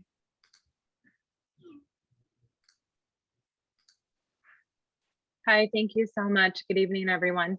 I just wanted to say that I am actually a task force member, and I think it's important just to say that to the NVUSD community at large, that all of the task force members are also stakeholders, and we have students in the district and in all of these schools, and we would also be impacted. So we're not taking this work lightly, and we are considering all of the 4 components equally for all scenarios. The program excellence, fiscal solvency, responsible facility management, and equity. All of them are very, very important to us. This work is not easy, but it's necessary, and parents, communities, and our students will all be impacted, but hopefully we can move through this and ultimately come out of it as a stronger, more fiscally sound, equitable, and programmatically enticing district. Because this meeting is likely to result in more potential scenarios because everyone has such great ideas, I have a question, and I hope that there is someone who is going to speak again regarding the Browns Valley TK8 proposal, because I'm hearing that there is a proposal to switch Browns Valley to a TK8 from a TK5, but I don't have anything other than that. It needs to be a scenario that would see it all the way through. So then what is the follow-up? What middle school would we be closing? Because those students would then be going to the Browns Valley TK8. And would that become, is the proposal for that scenario for Browns Valley to become the site for the dual language immersion, or just simply for it to become a TK8? So I'd just like a little bit more information around that so that I can best include that in our scenario proposals. Thank you very much. Thank you, Gina. Okay, Wendy Beltrami.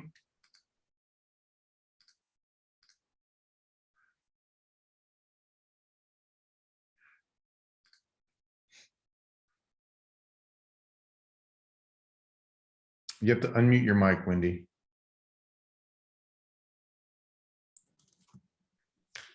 Sorry about that.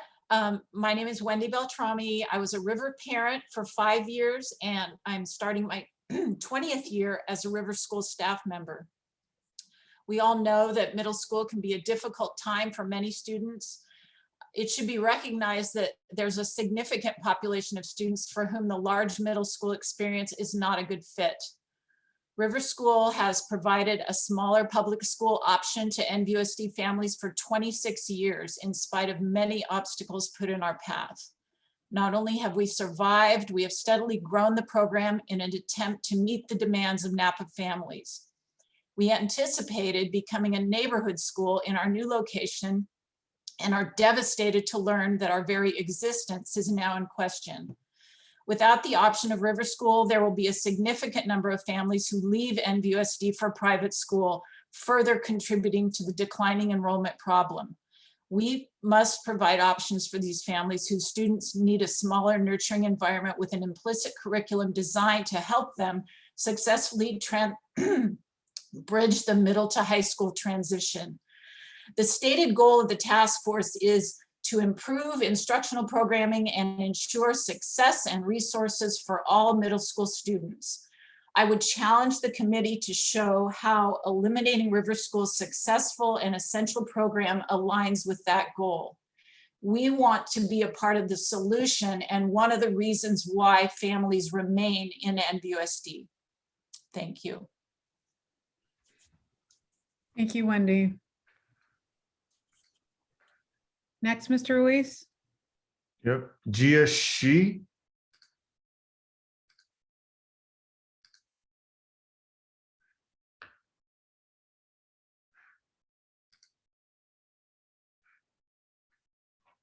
You have to unmute your mic, Gia. Hi. Hello. Hi, my name is Gia. I have 2 students who are alumni of River School. Students from all cultural backgrounds are supported at River School at their own unique pace to find their voices. We must not sacrifice the quality of academic and social emotional education. Thank you. Thank you. Victor Chen. Hello, my name is Victor Chen, and I am a student at Vintage High School. I am an alumni of River Middle School, and it has taught me many incredible life lessons that have helped me throughout the rest of my life so far. It's helped me develop my skills. It has helped taught me really good work habits and study methods, and it has prepared me for my 6 AP classes I'm currently taking. It's helped me greatly in my personal development. I used to be a incredibly big loner, basically very individual, and it helped me to branch out, and River Middle School helped me to branch out, and yeah. Backpacking Club is one of the clubs that has been happening at River Middle School. It helped foster my passion and love of outdoors and helped me create Backpacking Club at Vintage. It has amazing programs. I remember working on the Road Savvy project, which was a collaboration between the many different subjects at River, and present to out of school sort of conference. It is extremely diverse, and I learned a great deal.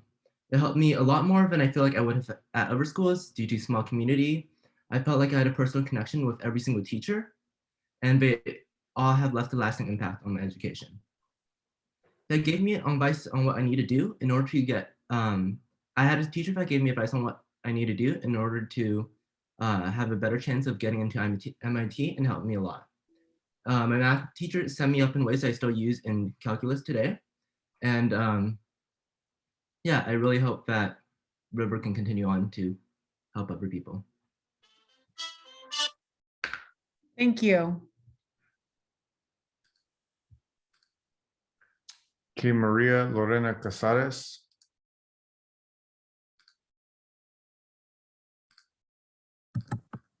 Thank you for the opportunity. I hear everybody, everybody wants to save our, our own school, our children attend. I live in Susun. I work in Napa. My husband worked at Napa. And even we live in Napa for a long time. So we decided to move, yes, for whatever reasons, but I still have my children in the district. I have one in Pueblo Vista and one in Napa High. But I hear everybody wants to save their own schools, yes. And everybody come and speak that Browns Valley, Pueblo Vista, Harvest is the best school. Yes, it is. All the schools are best. And I cross with many, many parents. They live here in Fairfield, Susun, Vallejo. They want to attend and they have a lot of trouble to do the open enrollment and they work in Napa. So all their consideration too, to be more easy to enroll children, the parents, they live up on Napa, but they work in Napa. Thank you. Thank you. Vanessa Chen. Hello, my name is Vanessa Chen. I am an alumni of River Middle School. I'm currently a senior at Vintage High School, and I'm also dually enrolled with Napa Valley College. I would like everyone to please consider the vital role that River plays in our education system. It has helped me be prepared for high school. Because of the small community, I was able to become less introverted and branch out, as my brother mentioned earlier. There has a lot of people have also mentioned the benefits of River School programs. To elaborate on that, there's lots of wonderful projects like World Savvy. I got to go to a Bay Area conference with schools from all over the area, and we got to address issues like the climate crisis. They also have a really big emphasis on presentations and public speaking. Without going to River School, there's no way I would have been this successful at Vintage. In addition, I would like to mention that, as some of you may have heard from the last board meeting, I have been offered early admission to UC Berkeley and Stanford. I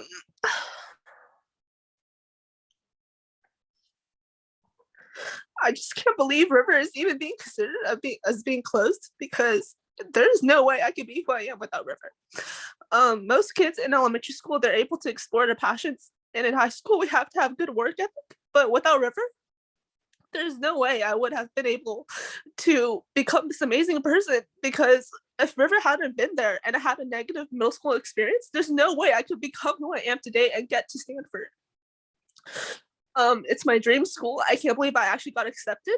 And I would just like to say that since college holds such a big value for so many people, this is solid proof that River is very successful. It should not be closed. I mean, it holds so much value for many people, and its programs are unparalleled. It cannot be replaced. Thank you so much. Thank you, Vanessa. Thank you. Next, Mr. Ruiz. Yes, Esther, Colorado. Can you hear me?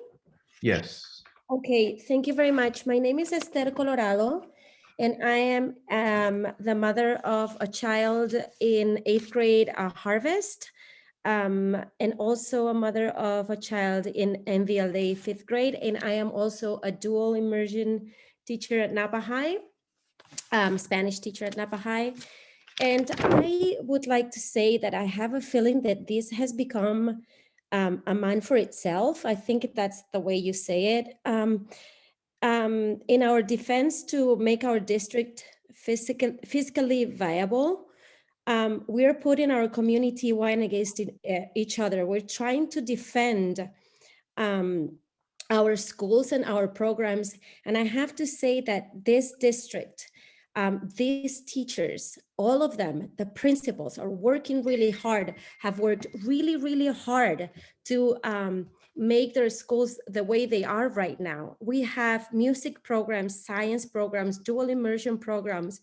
All principals have worked really hard, whether they have worked one term, 1 year, or 5 years, or 20 years. So when we, if we want to be considered an inclusive driven district, if we truly want to close the gap of social and economic inequities, we should be considering for a solution where a southern campus is kept for the students that walk to school. I think the focus needs to be, the solution needs to be equity for all, and not fighting against each other. All schools are doing great, wonderful programs. So I'm just trying to get us back to focus on trying to work as a community. Thank you very much. Thank you, Esther. Next, Mr. Ruiz. Carrie Reed.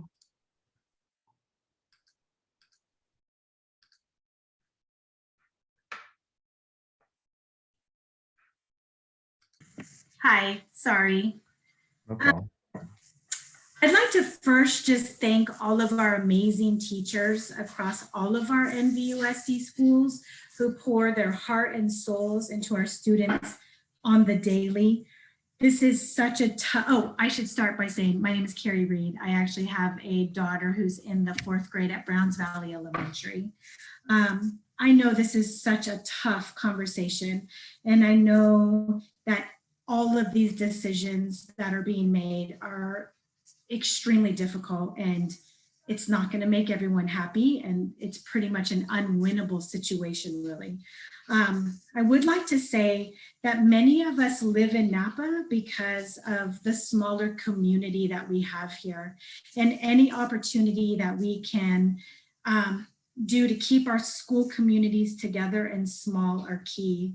I'd really like for the district to consider Browns Valley moving to a TK to 8 program and how that may really help the broader middle school discussions, and to really keep our overall involvement up. And as a side note, I thought Vanessa Chen's comments were amazing, and kudos to her and the achievements, and it just proves what a beautiful district we actually have and the amazing students that we're producing, and I hope she has an amazing career at Stanford. Thank you. Thank you. Next, Mr. Ruiz. Yes, ma'am. Sarah.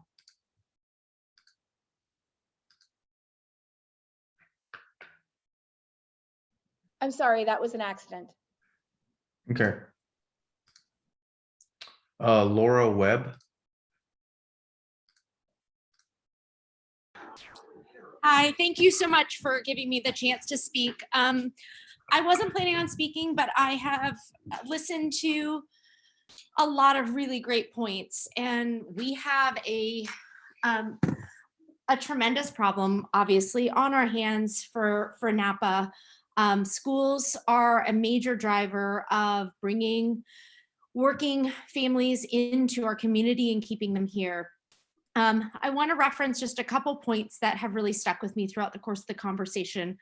The first is the walkability, and while I don't know the percentages of all of the middle schools, the number, something like upwards of 69, 68%, something like that for Harvest, really stands out as a major key point in this discussion around equity. And I want to make sure that I hope that as a community, we consider the importance of equity and the impact that walkability of a campus has on ensuring equity of the locations of our campuses. I also recognize that as a parent of a River student and a parent of a Browns Valley student, River, as far as I know, did not ask for the campus that they were given, but we were slotted into it, and a lot of mistakes have been made in the past.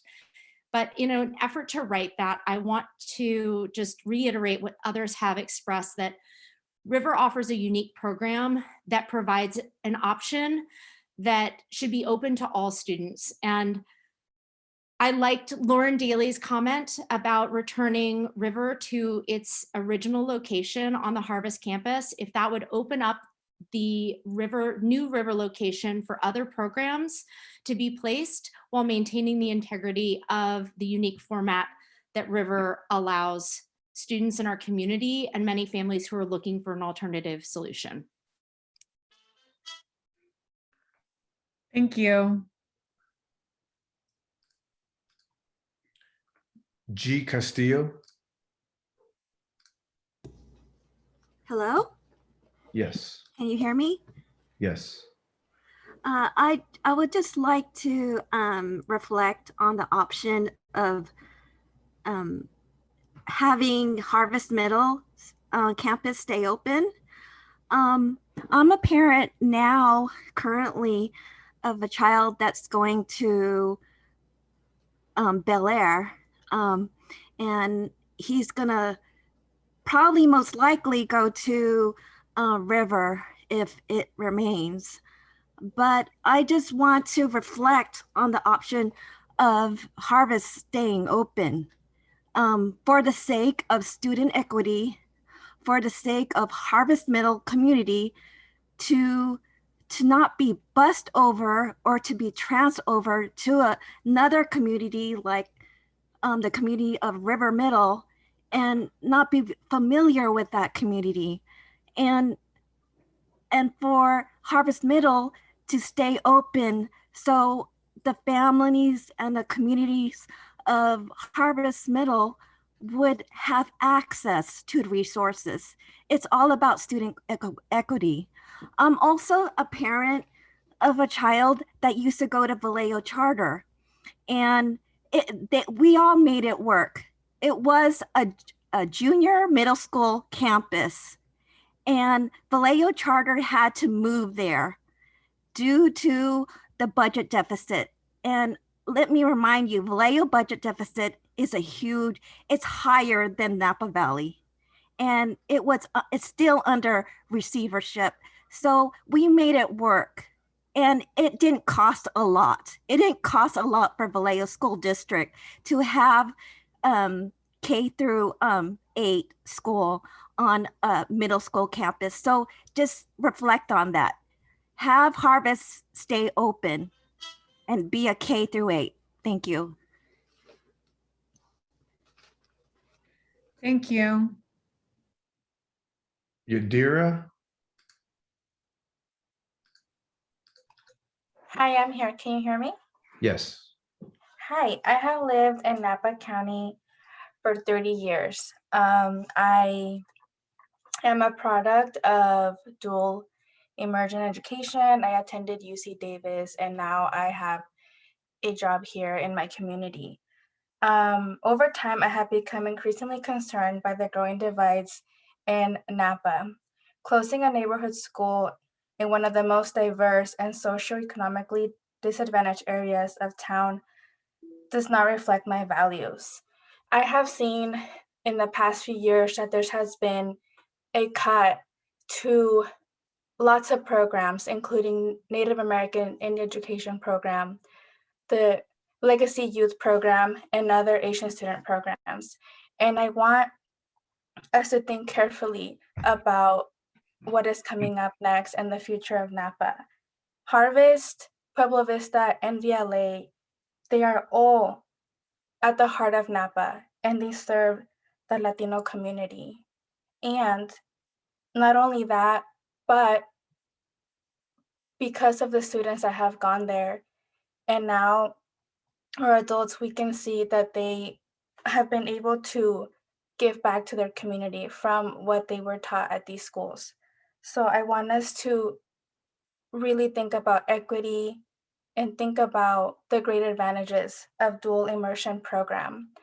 I am not okay with the closing of River. I am not okay with the closing of Harvest, NVLA, or Pueblo Vista. Thank you.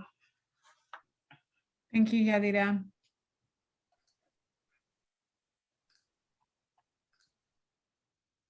Maritza Negrete. Hello. Yes. Hi, my name is Marisa. I have two students in the dual immersion program, a third grader at Pueblo Vista and a sixth grader at Harvest. We live in American Canyon and we've made the trek to Napa for the dual immersion programs, and because we really see the benefit. I've been watching the task force meetings, and I was very appalled by the way that the current situation of our middle school campuses are just failing our English learners, especially when you compare them to the rest of the state. The dual immersion program has been shown to be a proven solution to this program, and I like the idea of having a wall-to-wall dual immersion program to further expand that and have access for this program for more people in our community. The other thing that I wanted to say is I'm having a hard time feeling like the choices that are presented are pinning each other, or pinning the communities against each other. And I would like for the task force to hopefully look for more solutions to this problem, because it is a problem. We can't keep all the middle schools open. Otherwise, we will end up like other districts where the state comes in and takes over what we have. So we have to create solutions, but there's got to be more possible solutions that we can look at. Thank you. Thank you. Next, Mr. Ruiz. Yes, Orlando L. Carrion.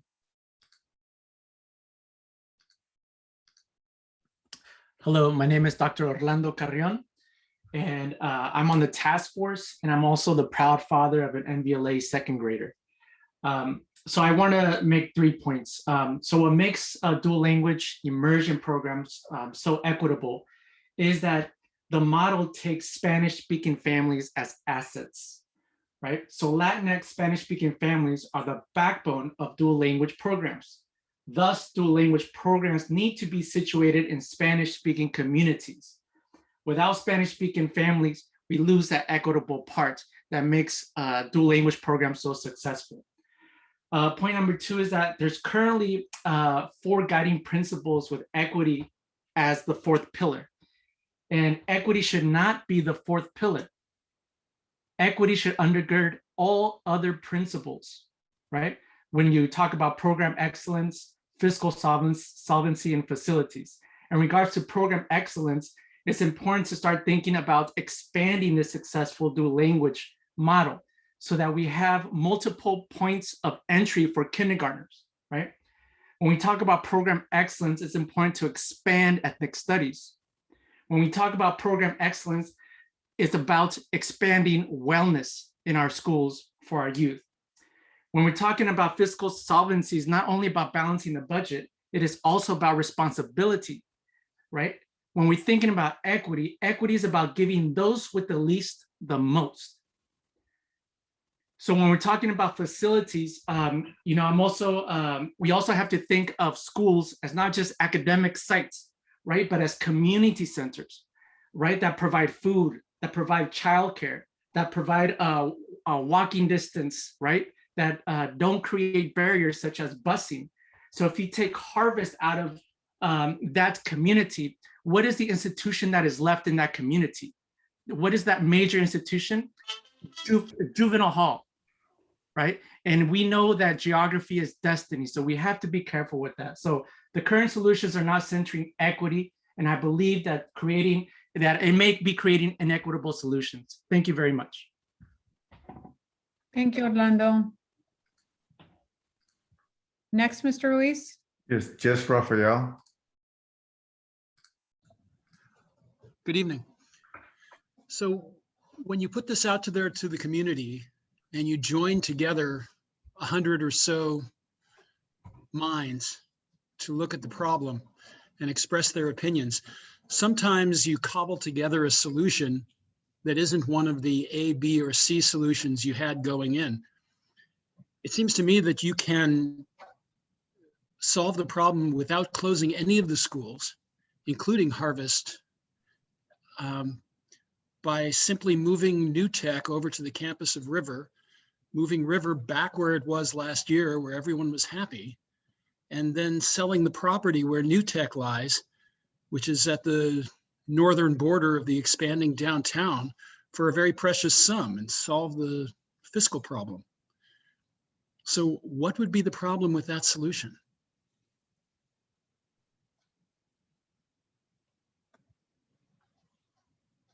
No one's actually answering.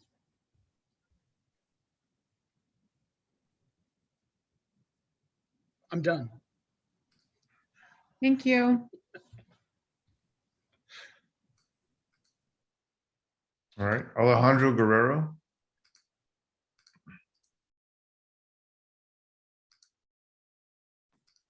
Can you hear me? Yes. Okay. Hi, my name is Alejandro Guerrero. I am also a proud father of a NVLA and Harvest School child. And, you know, much of the conversation tonight has been, I've heard a lot of the fiscal piece, responsibility of the facilities, and equity. And as other folks have mentioned, I think we need to center the equity conversation as number one. Really thinking about schools as the center of our community, and our children in our most neediest parts of Napa, having a school moved like Harvest or NVLA elsewhere would cause great problems for them and their families. I think it's critical that what we think about is what's going to be best for the entire community. And if one part of the community is hurting, then the rest of the community will also be impacted. So I think it's critical to and remove or to different schools. So educator, I really want to support any ideas or ways that we can really continue to support Harvard Global. Really, our schools where our Latino kids are assisting these schools, and their families who are most neediest need the most support, but yet I feel they're being left out and pushed to the margins even further. So with that, I just want to end by saying that I really appreciate the ruling, but I really want to make sure that through all parts of the board.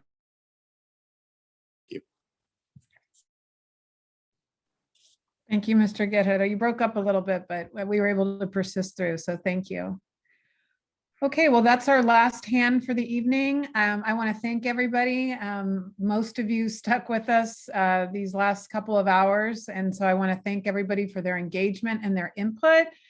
Like I stated at the beginning of the meeting, we are, tonight was session number 1 of listening. Tomorrow we'll do another round. Many of our task force members, you heard from some of them, and many of them are here on the call listening as well. If you have further input that you would like to send in writing, we have established an email address. It's middleschoolredesign@nvusd.org. The task force will be presented with all of the emails that are received at the middleschoolredesign@nvusd.org email address. So if you want to reiterate any of your points or share any of your input or ideas, we encourage you to send an email to that email address.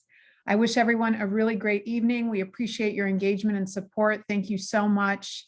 It's the engagement from the community that will help us navigate this challenge and difficult decision. We appreciate you taking the time and caring so much about our schools and our communities here in the Napa Valley Unified School District. All right, with that, we're going to say goodbye and thank you very much again for your attendance.